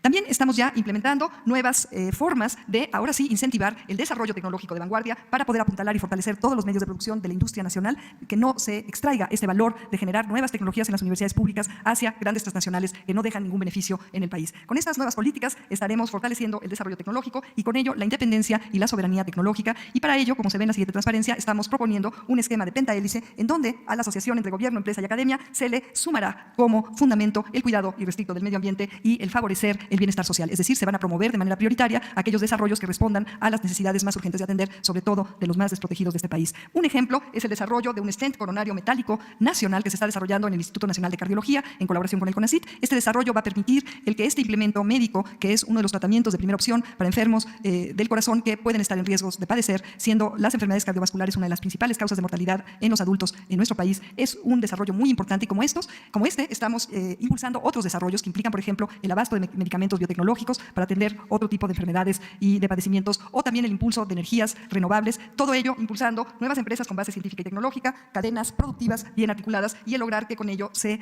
tengan mejores empleos, más duraderos, mejor pagados, especializados. Esta es, en resumen, la nueva política de desarrollo tecnológico e innovación en el país. La que sigue, por favor, y ya vamos a terminar. Finalmente, este gran eje articulador de programas nacionales estratégicos implica el articular las capacidades científicas y tecnológicas con otras capacidades, como aquellas que existen en el gobierno federal y los gobiernos estatales, o en las organizaciones civiles, que algunas de ellas realizan un trabajo muy valioso para justamente llegar a tener soluciones. Es decir, como se ve en la siguiente, queremos ir de la distribución en el territorio nacional de las problemáticas más urgentes de atender hacia las soluciones por este mecanismo de los programas nacionales estratégicos que nos permitan llegar a las soluciones de una manera más eficiente y más eficaz. Con todo ello, estaremos, la siguiente por favor, logrando el que en diferentes temas y mediante esta articulación tengamos un aporte a las entidades del gobierno federal o de los gobiernos estatales que les permitan sustentar de una mejor manera científica y tecnológicamente políticas en materia de transición energética, salud, paz, inclusión social, prevención de riesgos, calidad del aire, toxicidades, memoria histórica, en fin, estamos ya trabajando, y ya en todos estos programas nacionales estratégicos que tienen una palomita se han estado ya estructurando mediante la colaboración generosa de cientos de colegas estos programas y las convocatorias relevantes para ellos que saldrán a la comunidad científica muy pronto. La que sigue. Uno de los ejemplos de estos proyectos nacionales tiene que ver con esta primera causa de mortalidad en niños en ciertas edades, que es el cáncer de sangre, la leucemia linfoblástica aguda, que ataca de una manera muy importante y preocupante en ciertas regiones del país, y que no conocemos las causas de la altísima prevalencia, mayor que la promedio a nivel mundial, y es muy importante también implementar las capacidades científicas y tecnológicas para poder atender a los niños que debutan con esta enfermedad de manera eficiente, eficaz, y curarlos en una proporción similar a la que se curan los niños en el resto del mundo, que es más del 90%, mientras que en el país se curan entre el 40 y 50% de los niños que llegan a padecer esta enfermedad. Para ello se ha articulado ya una capacidad científica, médica y también de asociaciones civiles, inclusive de empresas de diagnóstico interesadas en contribuir a resolver este importantísimo problema. Como este, hay muchos otros que ya estamos focalizando para articular las capacidades de la nación y poder llegar con tiros de precisión más rápido a su solución. Con ello, como se ve en la siguiente entonces, y en síntesis, estaremos logrando una más efectiva apropiación social de la ciencia, también con un sistema de comunicación científica pertinente y eficiente desde el Consejo hacia las escuelas y hacia la ciudadanía en general. Y como parte de esta estrategia, estamos ya colaborando activamente, como se ve en la siguiente transparencia, con muchas de las secretarías y varios de los proyectos prioritarios para poder sustentar científica y tecnológicamente muchas de estas iniciativas tan importantes en esta cuarta transformación. La que sigue. La distribución de las capacidades científicas y tecnológicas en el país es todavía desigual. Aquí vemos distribuidos las 73 sedes de los 27 centros públicos de investigación del CONACYT, y vemos que hay algunos estados como Chiapas, Oaxaca, Guerrero, Colima, que prácticamente no tienen infraestructura o capacidades científicas. Entonces, en este nuevo régimen estamos poniendo particular énfasis para poder equilibrar esa distribución de capacidades de manera estratégica. Esta es otra de las prioridades del CONACYT, realmente llevar a cabo una política que permita distribuir la capacidad científica y tecnológica en todo el territorio. La siguiente. Algunos datos de cómo estamos logrando mayor eficiencia y mayor rendimiento de los recursos. Bueno, este presenta ahorros en los gastos en algunos rubros, como alimentación, viajes, eventos y otros gastos de representación. Vehículos, actualmente tenemos un número muy pequeño de vehículos rentados. Antes había un número muy grande, varios vehículos utilizados por cada uno de los directores, etcétera, etcétera. En arrendamiento no hemos logrado un ahorro tan grande, puesto que el edificio es rentado, aunque sí logramos ahorrar. En fin, llevamos cerca del 50% de ahorro en lo que va de la gestión, y todavía pensamos el poder ahorrar un poco más. También, como se ve en la siguiente transparencia, estamos planteando una reorganización de los fondos, de los fideicomisos, mediante los cuales se financian los proyectos de investigación o estas transferencias de las cuales les hablaba. Son 65 fideicomisos. Esto solo implica un gasto de administración y de cuotas de cerca de 100 millones de pesos. Lo que se está planteando es consolidar en 2 fondos solamente. Sí se necesitan estos fideicomisos porque la ciencia y la tecnología implica planes de financiamiento transanuales y a veces transexenales, y por ello es que sí tenemos que tener estos fideicomisos. Un ejemplo de los excesos se ven aquí en esta gráfica, que muestra cómo fue aumentando la cantidad de dinero, llegando a más de 750 millones de pesos, el aporte que hacía CONACYT como parte de este consorcio para pagar a empresas internacionales por el acceso acceso a la información científica. Déjenme decirles que nosotros nos encontramos el año pasado con una cuota que pagaba CONACYT como parte de este consorcio de más de 550 millones de pesos, y esto representa poco más del doble de lo que paga Alemania, que produce muchas veces más investigación científica que el país. Aquí, obviamente, había un dispendio, que es una forma de corrupción, y esto lo estamos corrigiendo mediante negociaciones adecuadas con las grandes editoriales, en acuerdo con el resto de los miembros del CONRICIT, en donde están el rector de la Universidad Nacional Autónoma de México, el director general del POLI, etcétera, etcétera. Y esto muestra realmente el tipo de dispendio que es, como decía, una forma de corrupción que ocurría en CONACYT, pagando exceso de recursos públicos a estas empresas transnacionales para tener acceso a información, cuando a la vez que se estaban pagando este tipo de montos, más de 500 millones y en el año antepasado cerca de 800 millones de pesos, mientras que la comunidad científica se había quedado sin apoyo. Esto es un absurdo, una contradicción, porque este dinero estaría mucho mejor ocupado si se le diera a los investigadores para realizar investigación científica. Aquí hay todo un tema de discusión. Eventualmente, en muchas universidades del mundo se está transitando hacia una política de ciencia abierta. No lo podemos hacer de manera drástica. Se han limitado los accesos a revistas que eran prácticamente no consultadas, y que salía carísimo el consultar 1 o 2 artículos al año, y también se negoció con las grandes editoriales para ahorrarle al erario y poder destinar esos recursos para la investigación y el desarrollo tecnológico. Y finalmente, quisiera yo desde esta tribuna hacer un llamado a la iniciativa privada, que, como vieron, en México históricamente ha aportado relativamente poco al desarrollo científico y tecnológico, y ahora, en congruencia con este acuerdo tan importante para el país entre el sector, la iniciativa privada a través de su Consejo Coordinador Empresarial, y el presidente de México, el gobierno federal, de esta cuarta transformación, de apoyar al gobierno para resolver el gravísimo problema de pobreza extrema en la cual viven un porcentaje importante de mexicanos, es invitarlos a que colaboren apoyando proyectos de investigación articulados por el CONACYT a través de sus diferentes programas, y gracias a esta capacidad transsectorial que tiene el sector de ciencia y tecnología para ayudar al país a tener mejores oportunidades sustentadas en ciencia y tecnología para resolver este importantísimo problema que nos aqueja, que es que una proporción muy importante de la población, la mitad, está en pobreza, vive en condiciones de pobreza, y una proporción todavía muy importante en condiciones de pobreza extrema. La pobreza tiene muchas caras, una de ellas es la mala salud, y para mejorar estas condiciones de salud, como mostraba yo el caso de los niños enfermándose de leucemia, muchas veces estos niños están justamente en esta situación de pobreza extrema, y los recursos del Estado a través de la canalización de soluciones de ciencia y tecnología pueden ser muy importantes para resolver este y otros problemas. La que sigue, en conclusión, la misión del nuevo Consejo Nacional de las Humanidades, las Ciencias y las Tecnologías es impulsar la ciencia de frontera que aporta conocimiento, que es justamente la base de la verdadera innovación, y con ello estamos también muy interesados, como les expliqué aquí, en poner a las humanidades, la ciencia, las tecnologías e innovación al servicio del pueblo de México y a la atención de los problemas prioritarios en articulación con el gobierno, y esperamos con el sector privado, a quienes convocamos a sumarse, a generar mayores capacidades científicas, tecnológicas y de innovación para hacer que México transite a un estado de mayor bienestar social y cuidado del ambiente. Estamos muy preocupados también por fomentar principios éticos de respeto irrestricto de los derechos humanos, resolver el gran rezago de género, esta brecha de género que hay, y promover también diálogos con el conocimiento tradicional de este país, que puede aportar soluciones muy importantes, y el cuidado irrestricto de la gran riqueza biocultural de nuestro país. Muchísimas gracias, y con mucho gusto atiendo todas las preguntas que ustedes tengan. ¿Sí? Rocío Méndez, Noticias.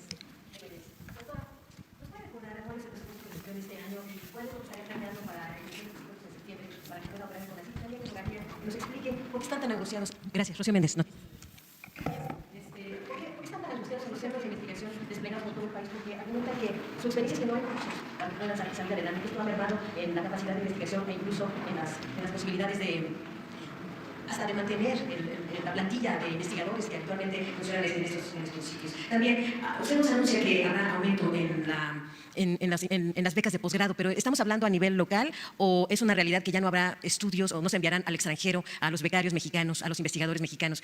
Una serie de inquietudes en ese terreno. ¿Cómo no? Muchas gracias por las preguntas. Este año, en el presupuesto de egresos de la Federación, recibimos 24.764 millones de pesos en el CONACYT. Con respecto al año pasado, sí fue una disminución de más de 2.000 millones de pesos. Sin embargo, hemos logrado ahorros muy importantes, y a pesar de esta disminución, que, como decía yo, se debe de resarcir y de hecho superar para el próximo año, puesto que el presidente de la República ha mandatado con toda claridad el que se consoliden una mayor cantidad de recursos del presupuesto de egresos de la Federación asignados a este programa transversal de ciencia y tecnología en la cabeza del sector, que es CONACYT en el ramo 38. Entonces, para el próximo año, lo que estamos trabajando ya en pláticas con los diputados y en conversaciones también que hemos iniciado con diferentes titulares y encargados de los diferentes sectores para que todo esto se haga mediante un acuerdo, estamos trabajando justamente esta consolidación y las posibilidades de aumento del presupuesto para ciencia y tecnología. De este presupuesto del 2019, 5.814 millones de pesos fueron para apoyar los 27 centros públicos de investigación, que déjenme decirles y reiterarles, integran un sistema científico-tecnológico valiosísimo para el país, porque además, como vieron ustedes en el mapa, está distribuido por todo el territorio nacional. Hay muy pocas entidades que no tengan presencia o de algún centro público de investigación o de alguna sede de estos centros públicos de investigación. Nos encontramos a este sistema con una serie de problemáticas de precariedad laboral, de irregularidades todavía en el nombramiento de sus directores. Había varios con directores interinos por problemas diversos. Nos encontramos también con déficits que suman cientos de millones de pesos. En algunos de ellos hay un déficit, por ejemplo, en uno de ellos, en particular en el Infotec, que últimamente han retomado esta noticia, de más de 1.000 millones de pesos. Se está investigando cuál es el origen de este déficit, cuál es la responsabilidad que pudiera estar aquí implicada. Y ciertamente es un reto ordenar. Hemos ya nombrado a nuevos directores investigadores en varios de estos centros públicos de investigación. Hemos pedido a los directores, y estamos trabajando muy de cerca con ellos, que hagan un esfuerzo de austeridad, como lo hemos hecho nosotros en el CONACYT. El total de automóviles que utilizan, por ejemplo, estos centros públicos de investigación llega a cerca de 1,000 automóviles con una facturación de gasolina muy, muy alta. En fin, y hay otros aspectos en los gastos que se tienen que podrían optimizarse. Estamos en ese proceso, hemos empezado a recibir sus propuestas de austeridad. Creemos que hacer estos esfuerzos de austeridad va a ayudar a subsanar algunos de los déficits, y yo he acordado con los directores en varias reuniones que he sostenido con ellos, y estamos ya teniendo también una comunicación más directa y más estrecha con los investigadores, el que vamos a ir revisando uno por uno y vamos a ir cuidando el que en esta administración estén mejor, no estén peor. En algunos de ellos se habían contratado en estructuras paralelas a cientos de trabajadores, esto también es un problema. También había prestaciones diversas, no hay un ordenamiento del tipo de prestaciones, en fin, hay muchos retos en este sistema. El compromiso es total. Yo en particular y todo mi equipo pensamos que es un sistema fundamental y crucial para esta cuarta transformación. Hay capacidades ahí muy importantes que hay que activar en favor del país. En cuanto a las becas, no solamente han disminuido, sino que han aumentado. Las estamos asignando con mayores criterios de transparencia, sin ninguna discrecionalidad. Estamos también abriendo mayores oportunidades, por ejemplo, para que madres solteras que han tenido que dejar sus estudios puedan recuperarlos. Encontramos ahí una gran demanda. Y hemos apoyado, sin duda alguna, no solamente a estudiantes en especialidad, maestría y doctorado a nivel nacional, sino también para ir al extranjero en todas las áreas del conocimiento. Lo que sí estamos llamando es a que los estudiantes se fijen en dos aspectos. Una es cómo van a devolverle al país algo de lo que el país les da, con toda generosidad a través de estas becas bien merecidas. Hay una gran cantidad de estudiantes muy talentosos que sin duda las merecen, y estamos proponiéndoles a ellos y también a los investigadores del SNI que nos proporcionen al menos una vez al año, estamos empezando a generar esta propuesta, y a los catedráticos un resumen de su investigación, un pequeño video inclusive, para poder alimentar los medios masivos de comunicación con esta riqueza de quehacer científico que están haciendo los jóvenes nuevos investigadores y los investigadores ya maduros. Entonces, por supuesto que se sigue apoyando a los jóvenes, y como te digo, se han dado más y no menos becas. ¿A cuánto apuesta que se pueda invertir en ciencia en México en el sexenio? Porque por ley tendría que ser el 1% del Producto Interno Bruto. Gracias. Sí, sin duda alguna, esa es una meta que, a pesar de que ha estado ahí en la ley, no se ha llegado. El presidente de la República, y al poner a alguien que está 100% comprometida con el conocimiento y a la vez con el bienestar social, ha puesto sobre la mesa con toda claridad la prioridad que tiene dentro de su gobierno el quehacer científico y tecnológico. Como ustedes vieron ahí, nos han llamado ya por su mandato o por iniciativa de los propios titulares de muchas secretarías a participar, a coadyuvar desde el quehacer científico y tecnológico, desde este rigor epistemológico que nos toca a nosotros practicar para ayudar a generar lo mejor posible estas políticas públicas. Y yo creo que todos estos resultados a lo que van a llevar es a demostraciones de cuán importante es la ciencia y tecnología, y yo espero, sin ponerle números, que podamos llegar a tener un aporte del Producto Interno Bruto mayor del que tenemos ahora, y que con ello también nos estemos colocando en una situación de mayor solvencia científica y tecnológica en términos del quehacer público de este país, ¿no? Sí, a ver, sí. Buenos días. ¿Qué tal? ¿Podría alcanzarse el 1% al final del sexenio con este compromiso que se está haciendo?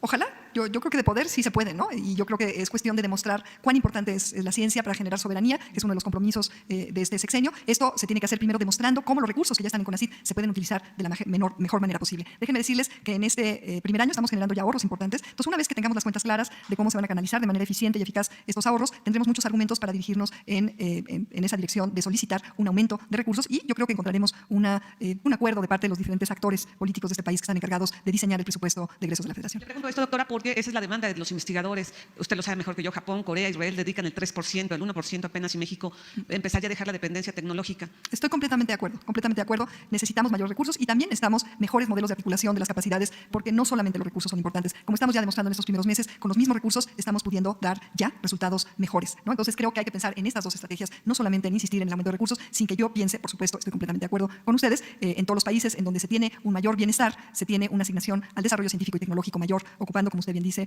varios puntos porcentuales mayores de los que nosotros tenemos aquí del erario para este importante caso. Y finalmente, ¿no sería también el llamado al Congreso, a los legisladores, porque pues ellos son los que aprueban finalmente el presupuesto? El llamado ya está la IP, el llamado a los legisladores que también se pudiera hacer. Por supuesto, sí quiero insistir que en estos países en donde se alcanzan varios puntos porcentuales del PIB mayores que en este país, el aporte de la iniciativa privada llega a veces hasta más de un 70%, ¿no? Entonces, aquí hay un llamado muy importante. Todo esto tiene que hacerse de manera articulada, y ofrecemos, otra vez desde esta tribuna, esta oportunidad de articular capacidades para, con toda honestidad y transparencia y rendición de cuentas, invitar a la iniciativa privada a colaborar con el Gobierno de México para afrontar algunos de los retos importantes que no se pueden afrontar si no es con la competencia de la ciencia y la tecnología y la generación de innovación. Sí, gracias. Aquí enfrente. Doctora, muy buenos días. Carlos Pozos, de la revista Petróleo y Energía. Quisiera saber si tiene usted el dato de, en el ámbito internacional, México, qué lugar ocupa en el fomento a la ciencia y la tecnología. Por segundo lugar, también debido a esta cifra que tenemos en México, ¿tendrá la cifra de la fuga de cerebros que se da actualmente en México? Y la última pregunta, respecto a la transmisión energética, ¿cuál es el monto que destina el CONACYT, y si se está utilizando, porque me parece que no hay demanda de estos recursos?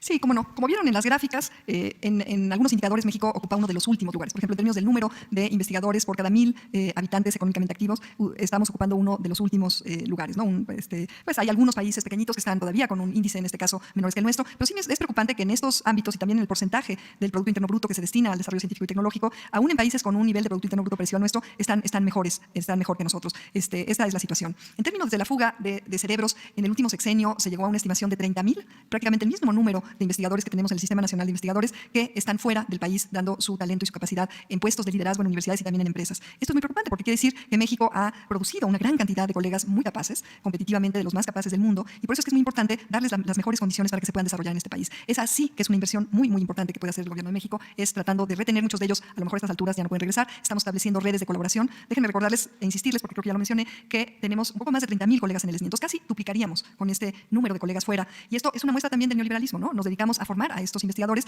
en este país a través de estos sistemas de becas, pero sin asegurar un puesto para ellos, un puesto digno, y no por opción, porque muchos de ellos hubieran querido quedar en el país, y prueba de ello es que algunos de ellos nos están contactando. Vamos a tener reuniones con algunos de estos colegas de altísimo nivel para temas de vacunas, para temas de física cuántica, probabilística, en fin, en temas muy de frontera. Hay colegas de primer nivel en Europa, en el Reino Unido, parte de Europa, ¿no?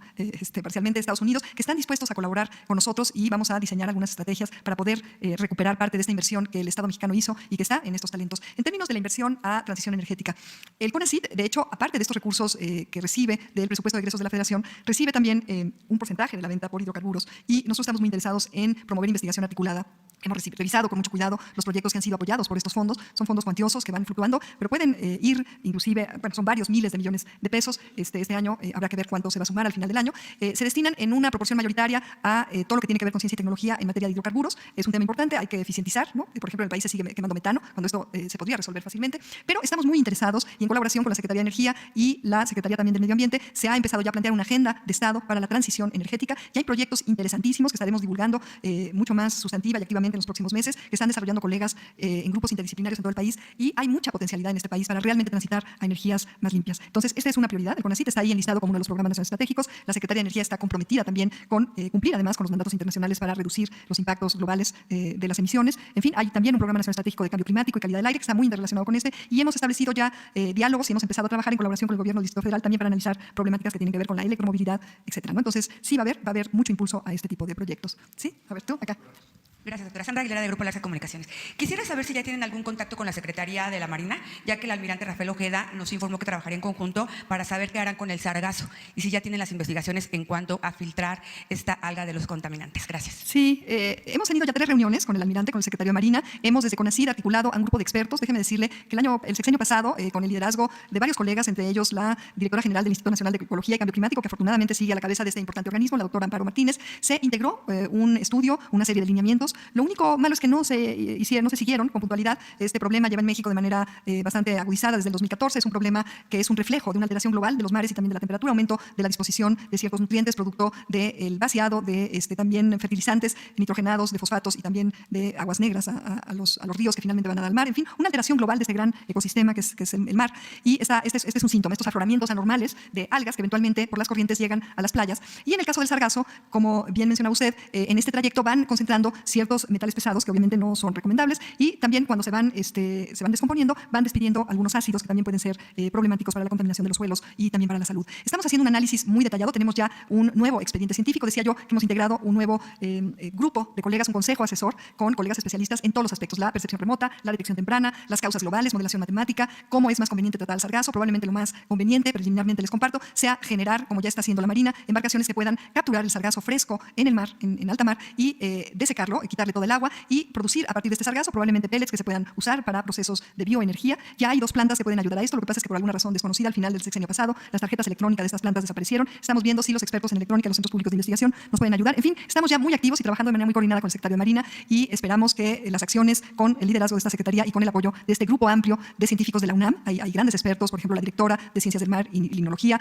expertos en el Centro de Ciencias de la Atmósfera, en la CONAVIO, donde hay expertos muy importantes en percepción remota. En fin, hay una cantidad de expertos impresionantes en México. Vamos a convocar también a una reunión de alto nivel científico para analizar esto, porque no somos el único país que está sufriendo este efecto, y también para ver si desde la ciencia y la tecnología se pueden plantear argumentos que ayuden a implementar medidas de cuidado del ambiente, en este particular caso del ambiente marino. ¿Sí? ¿Cómo no? Sí, buenos días. Solo para preguntarle, En las últimas semanas había habido alguna polémica por los permisos que tenía que dar el presidente de la República a los investigadores y que todas estas aprobaciones tenían que pasar por su oficina. Esto ya se pudo revisar. Es para los viajes, ¿verdad? Para los viajes de los investigadores. Muchos investigadores alzaron la voz diciendo que esto era un proceso largo, que podían perder estancias de investigación, incluso financiamientos privados que usted llama que aumenten. Esto estaba en riesgo debido a que tenían que pasar por este proceso. ¿Esto ya se revisó? Sí, mira, el memo que envió el presidente el 3 de mayo era muy claro. Y ese memo decía que los funcionarios, incluyendo científicos, como es mi caso, yo soy una científica de la Universidad Nacional Autónoma de México en licencia para hacer este servicio público, de estar a cargo del sector científico y tecnológico del país, que ocupáramos algún mando, algún nivel de mando en la función pública o de enlace, solamente para ellos estaba dirigido el memo, tendríamos que pedir permiso. Y como ya lo aclaró el presidente, él quería tener una idea de qué tanto se seguía con la inercia de viajar y gastar en este rubro. Sin embargo, esta oportunidad fue vista por algunos, que no sabemos exactamente quién y cómo, para instigar un malestar, una desazón, una angustia entre los investigadores, porque, como en toda razón, pues si se restringen los viajes de estudio a estudiantes que van a hacer una estancia pues ya con una beca aprobada a algún país para estudiar, o a investigadores para hacer su trabajo científico, pues esto pues pararía por completo la capacidad de trabajo científico, sobre todo para quienes dependen de estos viajes. No los afectaba y, sin embargo, se instigó esta mala información, se utilizó esta mala información para instigar una reacción de preocupación exacerbada, inclusive se generaron cartas, de hecho, por varios de los centros públicos de investigación, los propios directores. Ya hablé con ellos y les pregunté cuál era su interés en estar promoviendo este tipo de preocupación, cuando en realidad el memo era muy claro. Esto generó confusión, generó el que inclusive se mandaran algunos oficios como si fueran de funcionarios, cuando estos no correspondían a colegas que estaban ocupando cargos, sino que estaban realizando sus labores de investigación. Esto ya se aclaró. Lo que hicimos fue reunirnos, la secretaria de la Función Pública, la doctora Irma Eréndira Sandoval, y una servidora, para revisar esto y además para sustentar en la ley el hecho de que aún en las paraestatales, como son estas entidades que dependen del Estado, los centros públicos de investigación, el CIMBESTAB y otras instancias, los científicos tienen una categoría que no es de mando dentro de la jerarquía de los funcionarios públicos o de enlace, sino tienen una categoría distinta que no estaba incluida, obviamente, en este momento. Entonces, esto se aclaró y estos investigadores y los estudiantes que tienen ya aprobado un viaje para estudios podrán seguir con las mismas prácticas, siempre pidiéndoles pues, transparencia, rendición de cuentas y austeridad, pero no tendrán que pedir permiso. Somos solo los que ocupamos un cargo público y, siendo científicos, en ese caso sí tenemos que pedir autorización. Los que están, por ejemplo, en los centros públicos de investigación ahora envían sus peticiones a una servidora y nosotros, los titulares, pues tendremos que pedirle permiso al presidente. Doctora, también usted ahorita hace un llamado a estos 27 centros de investigación que existen en el país a que aumenten sus medidas de austeridad o las fortalezcan. Muchos de estos directores han levantado reiteradamente la voz para decir que, de hecho, ya los están apretando mucho y que se pone en riesgo hasta su operatividad diaria. ¿Realmente hay espacio para, usted habla de gasolinas y de uso de automóviles, pero realmente hay espacio para que estos centros reduzcan sus gastos? En México ya se sabe que es muy reducida la inversión que se tiene y los recursos que se tienen en ciencia. ¿No es castigar demasiado a estos centros de investigación? A ver, en CONACYT ya les mostré algunos de los ahorros, hay muchos más, no quise saturarlos con números. Sí hay espacio para ahorrar en gastos de representación, en vehículos, en facturación de gasolinas, en viajes, en bonos a los directores y exdirectores, en fin, por supuesto que hay todavía espacio para reducir algunos de estos gastos. Quiero reiterarles que estos centros públicos de investigación recibieron un presupuesto de más de 5,000 millones de pesos, no es una cantidad menor. Tenemos que con toda responsabilidad revisar esto. He estado ya platicando con cada uno de ellos, en reuniones hemos sostenido todo el grupo de directores de los centros públicos de investigación para asegurarles que, viendo cuáles son sus ejercicios de austeridad, cuáles son sus necesidades, también sus déficits, que déjenme decirles, los heredamos del régimen pasado, cuáles son las condiciones de precariedad de estas nóminas paralelas. A veces en algunos centros tenemos más de 200 abogados en despachos que están encargados ahí de trabajar en conjunto con los centros públicos de investigación. Hay mucho que ordenar, hay mucho que revisar, y lo que sí podemos asegurar es que lo estamos haciendo con mucha responsabilidad y tienen todo el compromiso de mi parte para estar tranquilos en que yo estaré siempre cuidando, repito, que estos centros públicos de investigación no solamente estén igual que estaban el sexenio pasado, sino que estén mejor, que estemos optimizando, por ejemplo, también en los gastos que hay para editar material. Varios de ellos, como el Colegio Michoacán, el Colegio San Luis, el Instituto Mora, hacen desde hace muchos años ediciones magníficas. Esto hay que cuidarlo, pero podemos articular un sistema de publicaciones, de ediciones del sistema de CONACYT. Podemos articular también los posgrados. Hay posgrados, por ejemplo, el de antropología, que podría llegar a ser uno de los mejores posgrados del país si se articularan todos los pequeños posgrados de antropología que hay. Todo esto nos va a permitir ir optimizando el uso de los recursos, pero sin duda alguna estoy yo ya en diálogos con la Secretaría de Hacienda y Crédito Pública para ir cuidando y ir mirando cada caso, porque además son muy heterogéneos, y quisiera yo transmitirles a ustedes, a los colegas de estos centros públicos de investigación y a los propios directores, una vez más, mi compromiso por seguir trabajando para que mejore, se articule de una manera más sustantiva este gran sistema de centros públicos de investigación en todo el país. ¿Cambiaron con respecto a 2018? ¿Con el presupuesto que se tenía en 2018? Se aumentaron ligeramente, y luego el recorte, que fue lo que más preocupó, implicó una pequeña disminución, y por eso digo, estamos en ese proceso de ver qué tanto podemos ahorrar, En mi experiencia se puede ahorrar muchísimo sin afectar la gestión. De hecho, estamos teniendo ya una propuesta de estructura del CONACYT que va a permitir trabajar de una manera mucho más articulada. Hemos recuperado muchas de las funciones que estaban en empresas, estaban subrogadas a empresas dentro de la estructura de CONACYT. En fin, es un reto fuerte, implica trabajo, pero si en la estructura de CONACYT, que es mucho mayor que la de los centros públicos de investigación, se puede hacer, yo creo que todavía hay cabida para revisar sin que esto implique que se van a amenazar. Todos y cada uno de ellos son muy valiosos. También nos dejaron ahí varios pasivos en términos de ya sea construcciones a manera de elefantes blancos o construcciones a medias. Todo esto también implica un reto. De esto no han hablado demasiado algunos de estos directores de los centros públicos de investigación, pero estaremos dando a los medios también una lista pormenorizada de todos estos pasivos que implica con mucha responsabilidad estudiar cómo es que los vamos a aprovechar y a rescatar, a que dejen de ser pasivos para pasar a ser una infraestructura activamente útil para la nación. ¿Sí? Sí. Carlos Cabeza de Laredo Daily News. La pregunta es muy específica. ¿Qué es, ahorita en el pago a los que están haciendo su especialidad en el caso de medicina, cuándo les van a empezar a pagar? ¿A quiénes, perdón? A los que están haciendo su especialidad. No les están pagando todo el año, empezaron en marzo. ¿Esperan que les paguen en noviembre, tal vez? ¿O cuándo se les empezará? Sí, este es un programa que no solamente depende de CONACYT, ya me llegaron preguntas acerca de esto y ya se está reactivando, está estudiando. Como digo, este es un programa que no solamente depende del CONACYT, depende de acuerdos con otras instancias y entonces, en función de cómo se vayan resolviendo estos acuerdos, pues estará reactivando. ¿No hay una fecha más o menos? ¿Mande? ¿No hay una fecha que todo el año pues, no ha tenido ningún ingreso? Esto lo voy a checar exactamente la fecha y con mucho gusto les daré un aproximado de cuánto, si no es que ya, porque esto me lo preguntaron hace algunos meses y el personal encargado de este tema lo estaba ya viendo, entonces… ¿Este año se les pagará este año?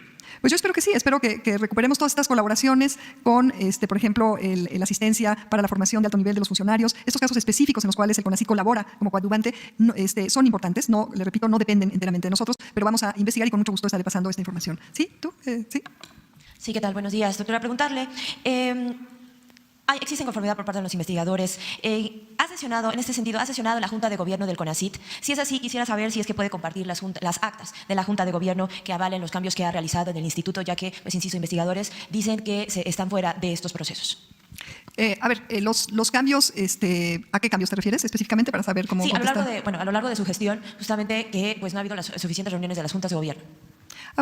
Hubo una reunión de Junta de Gobierno, en la cual fue una Junta de Gobierno extraordinaria. El sexenio pasado se dejó designado como presidente al secretario de Hacienda, al secretario de la Secretaría de Hacienda y Crédito Público. En este caso ha habido un retraso para abrir ahora a que haya una designación en favor del doctor Alcocer, del doctor Jorge Alcocer, secretario de Salud, puesto que así es como se establece la posibilidad de que no quede fija la presidencia en un solo secretario y que se asigne a un secretario que tiene pertinencia en términos de ciencia y tecnología. Y bueno, el doctor Alcocer es un investigador renombrado, premio nacional también, y él ha aceptado, entonces ha propuesto al doctor Alcocer como presidente de la Junta de Gobierno del CONACYT. Estamos esperando que esto sea ratificado y aprobado por el señor presidente en próximas fechas y estamos planeando llevar a cabo 2 sesiones de Junta de Gobierno ordinaria muy seguidas en los primeros días, en la primera semana de julio, y tendremos que realizar otras 2 juntas de gobierno que completen las 4 reglamentarias al final del año. Entonces, en este aspecto no hay problema. Obviamente no hemos hecho nada que implique el tener una aprobación de la Junta de Gobierno cuando esta todavía no se tiene. Todo lo que se ha hecho y se ha gestionado ha sido completamente acorde a la Ley Orgánica del CONACYT y la Ley de Ciencia y Tecnología del 2002, que es la que nos está rigiendo. Por allá hay otra pregunta.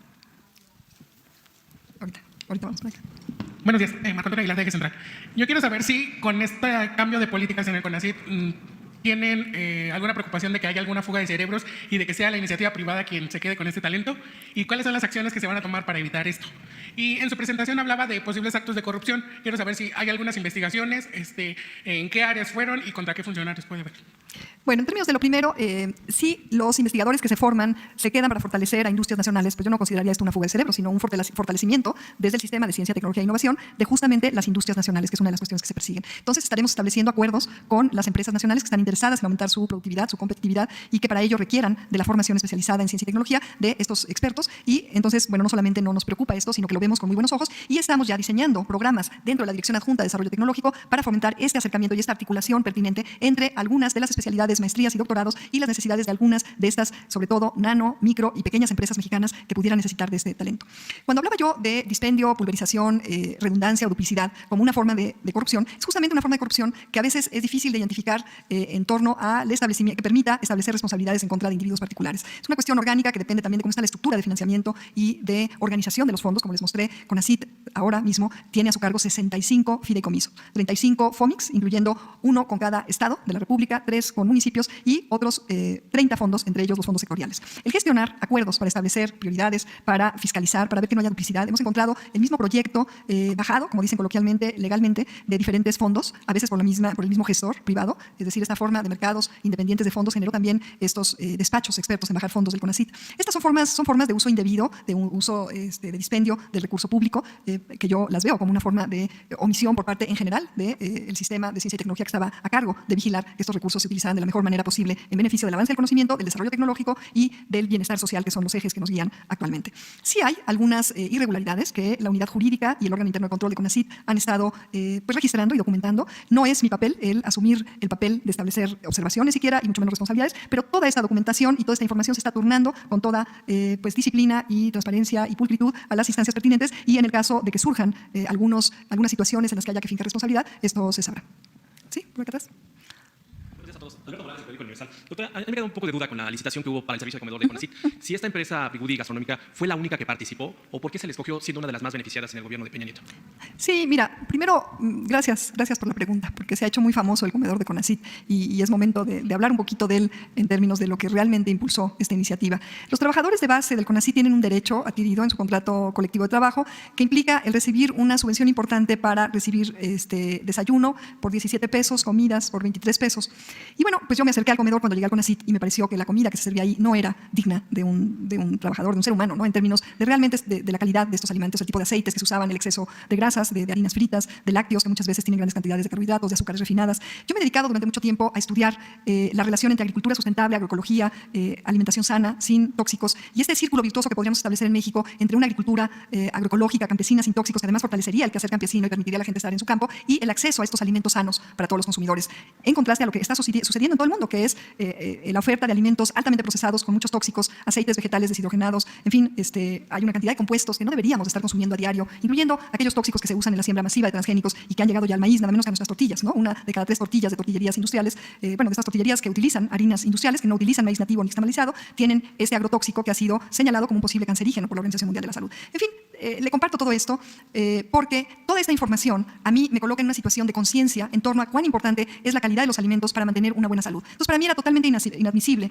el, como titular del CONACYT, seguir simulando que se les daba un beneficio cuando en realidad se les estaba dando de comer, sí, a lo mejor se sentían satisfechos después de comer en el comedor de CONACYT, pero no se les estaba alimentando, no se estaba cumpliendo con lo que dice el cuarto constitucional de que todo mexicano debe tener un derecho a alimentación suficiente y de calidad. Entonces, simplemente me di a la tarea de, con base en esta información que yo conozco, porque es un área que me ha interesado muchísimo en mi carrera científica, y me di a la tarea de consultar pues, los lineamientos de la Organización Mundial de la Salud, de organizaciones de médicos que asocian el tipo de alimentación que debe tener una persona para estar más saludable, para tener menor propensión de volverse obeso, diabético, hipertenso, en fin. Y en la convocatoria que se abre cada año, durante un mes que descansa el comedor de CONACYT, introdujimos algunos de estos lineamientos. De manera muy importante, más que organismos orgánicos, como se difundió, pusimos preponderantemente agroecológicos, que implica sembrados por campesinos, sobre todo que están trabajando a los alrededores de la Ciudad de México, y que por lo tanto estábamos no solamente beneficiando a los consumidores, a los colegas trabajadores del CONACYT, sino también a los campesinos de cercanías de la Ciudad de México, en un modelo que se está adquiriendo como el más recomendable para esta circularidad entre el beneficio al productor, en este caso campesino, al ambiente, porque dañas menos el ambiente con esa agricultura agroecológica y además teniendo los productos producidos muy cerca de donde se van a consumir, se reducen las emisiones por transporte y a la vez beneficias a los trabajadores. Esto fue lo que se hizo, se lanzó la convocatoria, debo compartirles que el administrador le pareció que iba a ser bastante difícil el tener empresas que estaban acostumbradas a tener rangos de ganancias muy grandes por comprar masivamente alimentos industrializados, casi chatarra diría yo, y ciertamente tuvo razón, en la primera convocatoria ninguna empresa completó todo el proceso. Entonces yo insistí, hay que volver a abrir, esto se hace así o no se hace, porque iría completamente en contra de mis principios éticos y de mi conocimiento. Y en la segunda hicimos un estudio de mercado más amplio, se contactaron 5 empresas, hubo una más que muy pronto desistió, todas ellas presentaron sus propuestas, se hizo el estudio de mercado como marca la ley, todo se hizo con un procedimiento estrictamente cuidado además por el OIC, que está ahí muy cerquita de nosotros, y la única empresa que completó el proceso hasta el final y cumplió todos los requisitos, una empresa que obviamente yo no conocía, nadie en el CONACYT conocía, y con todas las de la ley fue la que se seleccionó. En su momento también investigamos, no había ninguna queja de esta empresa, pero de todas maneras el director, bueno, el titular de la unidad administrativa, el maestro Noé Ortiz, sugirió el poner una cláusula que dice que se va a estar vigilando que la empresa cumpla a cabalidad todos los requerimientos, algunos muy genéricos, como es que las empresas deben de tener un nutriólogo, un especialista en el preparado de alimentos, en fin, que se va a estar vigilando para asegurar que la empresa realmente está adquiriendo sus productos preponderantemente de productores que han estado realmente acercándose de maíces nativos nixtamalizados que tienen niveles de nutrientes y de cualidades nutrimentales mucho mayores que las tortillas, entre otras porque no tienen transgénicos, que todavía hay duda de qué efecto pueden tener a la salud, pero tampoco tienen glifosato y además son nixtamalizadas de un maíz con altos contenidos de fibras, de proteínas, proteínas, en fin. Entonces hemos estado ahí, hay alguien dentro de CONACYT que está a cargo de llevar una vigilancia estricta de la calidad y la procedencia de los alimentos que se sirven en el comedor. Ustedes pueden visitar este comedor, pueden hablar con los trabajadores. En general hemos recibido testimonios de mucha satisfacción, se están empezando a sentir mejor los trabajadores comiendo en este comedor. Y una última cuestión, la subvención a los trabajadores de base y a los operativos que tienen salarios bajos, se les da una alta subvención, pagan muy poquito y conforme aumenta el salario de los servidores públicos que estamos ahí, la subvención va disminuyendo. Los altos mandos, en particular una servidora pagó 279 pesos, no más de 700, como salió por ahí erróneamente, por el menú completo, y todos comemos ahí. Ya no hay un comedor privilegiado con chef, etcétera, etcétera, para los directores adjuntos, director general, etcétera, etcétera. Esa es la situación, esa es la motivación. Esta motivación tiene que ver también con constituir al CONACYT en un espacio de puertas abiertas para un diálogo con la ciudadanía, con las familias de los trabajadores que ahora están teniendo una mayor conciencia del buen comer y de su contacto con los productores del campo cercanos a la ciudad. En fin, es también una filosofía de hacer del propio CONACYT un espacio de diálogo, de intercambio, de conocimiento, de difusión inclusive de alternativas culturales, porque con la H, la interacción también con las artes y otras vías de comunicación del conocimiento científico, que en este caso es fundamental. Este tema de alimentación, agricultura y salud y ambiente es todo parte de un mismo ciclo que debe ser mucho más virtuoso del que está haciendo. Doctora, no sé si tenga el dato y me lo pueda confirmar. En la pasada administración, ese comedor que usted decía para los altos funcionarios incluía licores, vinos, bebidas, ¿y a cuánto ascendió ese presupuesto? ¿El comedor para trabajadores? Híjole, eso sí que no sé decir, porque están por ahí las facturas que las hemos ido recuperando a restaurantes. Tengo entendido que los directores tenían una tarjeta con la cual podían pagar las cuentas de restaurantes. Actualmente está prohibido que los servidores públicos que estamos ahí carguemos, no importa si vamos a dialogar con un amigo, un familiar o un colega a trabajar una comida, tenemos los suficientes recursos para pagar de nuestro sueldo nuestros alimentos. Antes sí, entonces allí probablemente podría haber incluido licores, pero no tenemos ese dato de qué proporción y ni nos hemos puesto a ver. Pero ahí están los datos, si alguien los quiere pedir, con mucho gusto se recuperan todas esas facturas. A ver, por acá.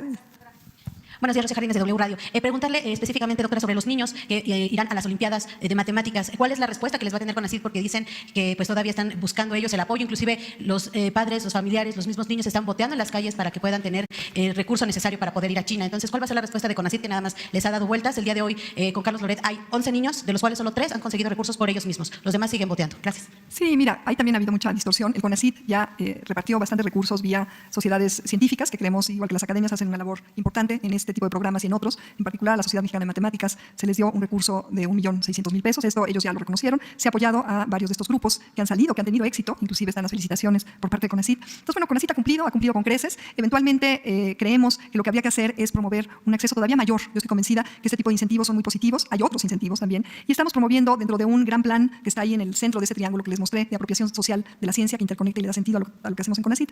Estamos promoviendo vocaciones tempranas en colaboración con la Secretaría de Educación y Educación Pública para que este tipo de incentivos lleguen a un sector más amplio de la población, escuelas rurales, inclusive el talento de los niños está distribuido por todo el territorio, en escuelas públicas de todos los niveles, primaria, secundaria, en fin, este programa que está dirigido desde la Dirección Adjunta de Desarrollo Científico de Vocaciones Tempranas, que incluyen este tipo de incentivos que implican el participar en Olimpiadas y otros tipos de incentivos que probablemente sean de impacto más generalizado, como es invitarlos a participar en retos. Hemos pensado el plantear retos, por ejemplo, de desarrollo tecnológico o de resolución de problemas científicos fundamentales en las escuelas como un incentivo muy general, que además se puedan hacer aquí en México y que empecemos a inventar olimpiadas en las cuales no tengamos que salir tanto, sino que vengan aquí de todo el mundo a participar en estos retos tecnológicos. Hemos estado ya articulando algunas de estas iniciativas, repito, con la Academia Mexicana de Ciencias, a quien, permíteme, nada más termino la respuesta a tu pregunta. La Academia Mexicana de Ciencias les hemos aportado más de 20 millones de pesos para realizar varios de estos programas. Entonces, doctora, perdone, ¿les está deseando entonces suelta al boteo que están haciendo? ¿Ya no va a haber más recursos para estos niños?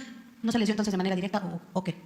Mira, te vuelvo a repetir que se han asignado recursos y, bueno, un complemento a tu pregunta desde el inicio es que se ha abierto una nueva convocatoria en la cual pueden participar y sí se está articulando un programa para apoyar de manera directa a las familias, los niños, en articulación muy estrecha con la Secretaría de Educación Pública. Y bueno, o sea, la respuesta es que el CONACYT ha cumplido con esta y con creces esta obligación de apropiación social de la ciencia y habrá que ver en específico cuáles son estos casos, por qué no están teniendo acceso a estos recursos que ya ha asignado CONACYT. Con mucho gusto, pues que se acerquen a CONACYT y les daremos una respuesta puntual, pero si hay una institución en México que ha aportado para que los niños mexicanos puedan acudir a estas Olimpiadas es CONACYT en esta administración. Y repito, esperemos que en el futuro podamos organizar aquí algunas de las Olimpiadas y retos tecnológicos más importantes del mundo y que acudan aquí niños de todo el mundo a todo el territorio nacional. Los recursos, ellos están acudiendo, les dieron una cita para el lunes les dicen que les van a dar respuesta, entonces la respuesta es esta, que ya se entregaron los recursos y a ver dónde quedaron, no se sabe. ¿Va a haber una investigación o qué va a pasar, doctora? Bueno, es que así tal cual como planteas tu pregunta, está muy vago. Habrá que revisar, vuelvo a repetir, si estos niños están en alguno de los programas a los cuales CONACYT ya repartió los recursos en el momento que nosotros averigüemos y que veamos cómo es que estos recursos han sido asignados, podemos darle una respuesta particular a cada uno de estos casos con mucho gusto. ¿Hay alguna otra pregunta? Para ir cerrando, yo agradezco muchísimo su interés. Podemos estar aquí un momento más, pero también creo que seguramente tienen que ir a continuar su trabajo. Sí, solamente preguntarle si se les está pidiendo la renuncia a algunos catedráticos. Es una denuncia que ha llegado a la empresa, a la estación. Y si va a permanecer el Sistema Nacional de Investigadores, porque dicen que están despidiendo a cerca de 1,400 investigadores o investigaciones que quedarían fuera. Si permanece este programa y si en efecto se les está pidiendo renuncias a catedráticos. Gracias. El Sistema Nacional de Investigadores, por supuesto que se va a mantener. Es un sistema de complementos al salario, que al final de los 70, al salario de los investigadores se fue deteriorando de una manera pues inaceptable. Y hoy por hoy, este estímulo que implica el Sistema Nacional de Investigadores es parte ya del salario digno de los investigadores, que es muy importante que se mantengan, ¿no? Tenemos 3.548 miembros del SNI, aproximadamente el 44% de los investigadores mexicanos tienen acceso a este estímulo. Inicialmente se había planteado como un sistema de investigadores nacionales. Esto tiene sus diferencias, puesto que lo que sí ha pasado es que los criterios de evaluación y las oportunidades para acceder a este sistema de estímulos no han estado del todo claros y justamente establecidos. Esto lo hemos tratado de mejorar en esta nueva convocatoria, en la cual inclusive se abrió una nueva comisión de investigaciones interdisciplinarias, transdisciplinarias, multidisciplinarias, que no dejará fuera a colegas que están en la intersección de 2 o 3 o 4 o más disciplinas. Los criterios de evaluación están siendo más transparentes. Estamos también democratizando la forma en que se selecciona a los colegas de las comisiones evaluadoras. Estamos cerrando la brecha de género. Cuando se inicia en el Sistema Nacional de Investigadores tenemos cerca de 50% de mujeres y hombres en el nivel de candidatos, en el nivel 1, y cuando se llega a los niveles superiores, incluido el de profesores eméritos, tenemos un número muy reducido, menor de 20% son mujeres. Eso quiere decir que el ser mujer, que no implica ser menos capaz, menos inteligente, menos formada, sí implica una desventaja y esto se tiene que solucionar. Hemos tratado ya en estas nuevas evaluaciones de que esto no suceda y han llegado en esta nueva convocatoria más de 13.000 convocatorias nuevas. Entonces están llamados a ser revisados los perfiles, los currícula y los resultados de investigación de estos últimos años de colegas que quieren ingresar o que les toca renovar, ¿no? Y muy pronto tendremos noticias de cómo fueron calificados estos colegas, pero todo esto se está haciendo con suma transparencia y de una manera más democrática. El sistema de cátedras CONACYT fue un sistema que subsanó justamente, parcialmente, esta carencia de plazas para los jóvenes investigadores. Actualmente tenemos un poco más de 1.300 catedráticos que realmente aparecen como parte de la nómina del propio CONACYT, pero que están distribuidos en más de un 87% en todo el territorio nacional. El resto están aquí en el centro de la ciudad, lo cual implica que han constituido de facto una forma de aminorar esta centralización de las capacidades científicas. De este punto de vista fue un programa muy virtuoso, creo yo. Convocó a colegas jóvenes muy capaz que han estado haciendo un muy buen trabajo de investigación y hemos decidido mantener este apoyo. Obviamente esto implica respetar irrestrictamente los acuerdos que establecieron con las autoridades de CONACYT en su momento mediante convenios. Son contratos que no son definitivos, que tienen diferentes condiciones según cuándo se hizo, pero en general implican un contrato de 10 años. Algunas de estas plazas quedan vacantes por diferentes razones, incluyendo razones de salud o razones de que el investigador catedrático y la institución ya no están en acuerdo para seguir trabajando. Algunas de estas vacantes van acumulándose y hemos ya convocado de nuevo 99 de estas vacantes que han quedado vacías. No hay ningún plan de expulsión, solamente hay planes de ayudar a que estos investigadores tengan ahora sí recursos para hacer su labor sustantiva y hay planes para respetar los acuerdos a los cuales ellos llegaron en todos los aspectos, que ellos también cumplan, tienen que después de cierto tiempo pertenecer al SNI, en fin, ¿no? Hay compromisos también que ellos adquirieron. Entonces, así como vamos a respetar los acuerdos y los compromisos de los convenios, de los contratos, también se van a respetar y se van a pedir que se cumplan los compromisos que ellos adquirieron, ¿no? No sé si hay alguna otra pregunta para finalizar allá atrás. Sí, José Jesús de Rumbo. Nada más, la pregunta es, en el área de humanidades, objetivos o acciones concretas que en ese aspecto. Muchas gracias. La H tiene un sentido más genérico que el de solamente incluir disciplinas de humanidades y ciencias sociales. Tiene el sentido de darle en esta cuarta transformación un profundo sentido, una profunda inclinación humanística al quehacer científico y tecnológico. Esto implica el cuidado del ambiente, porque no podemos asegurar bienestar social sin cuidar el ambiente. Pero dicho eso, ciertamente, y eso también se ha reflejado en cómo organizamos las comisiones del SNI, por ejemplo, las humanidades y las ciencias sociales estaban dejadas un poquito de lado con respecto a las ciencias exactas, químico-biológicas, las ciencias de la Tierra. Entonces, en esta administración, todas las ciencias, todas las tecnologías y las humanidades que hay polémica, y esto de una manera explícita estamos dispuestos a discutirlo, si son parte de las ciencias sociales o no, pero nos gustaría inclusive promover una interacción virtuosa entre las ciencias y las artes. Las artes son vehículos de comunicación pública muy importantes, acceden a niveles de conciencia y de conexión también estética y emocional, que muchas veces son muy penetrantes, muy efectivas para transmitir algunos conocimientos en colaboración con científicos. Esto se está haciendo ya en algunas universidades, por ejemplo, en el MIT, en Harvard, hay un programa muy exitoso. Entonces estamos fortaleciendo, ya se fortaleció el sistema de becas FONCA con cultura para apoyar a los artistas que quieren hacer residencias de arte y ciencia. Estamos muy interesados en el desarrollo de la filosofía tecnología, de la filosofía de la ciencia, de apoyar la historia, que es una disciplina que en México tiene un prestigio mundial impresionante, y de los posgrados. También estamos con una idea de revisar con mucho cuidado los criterios de evaluación de los posgrados de humanidades y ciencias sociales, que no vayan a ser calificados injustamente por criterios que no son los más adecuados. En fin, estamos con una visión muy amplia de las diferentes ciencias, y por eso es que la propuesta de la Cámara de Diputados es que el nombre del Consejo ahora sea el Consejo Nacional de las Humanidades, Ciencias y Tecnologías, que esto implica una inclusión muy amplia de todas las disciplinas y de todos los quehaceres de desarrollo tecnológico en el país, con una profunda visión humanística. Entonces, no sé si con eso podemos ir terminando. Les dejo la invitación para acercarse al CONACYT a hacerse de información veraz, directa, y con ello impedir, o por lo menos aminorar, el ruido, la confusión y el desgaste de ustedes, de nosotros y sobre todo del pueblo de México, a quien pues le debemos las cuentas de todo lo que hacemos desde la función pública. Muchísimas gracias.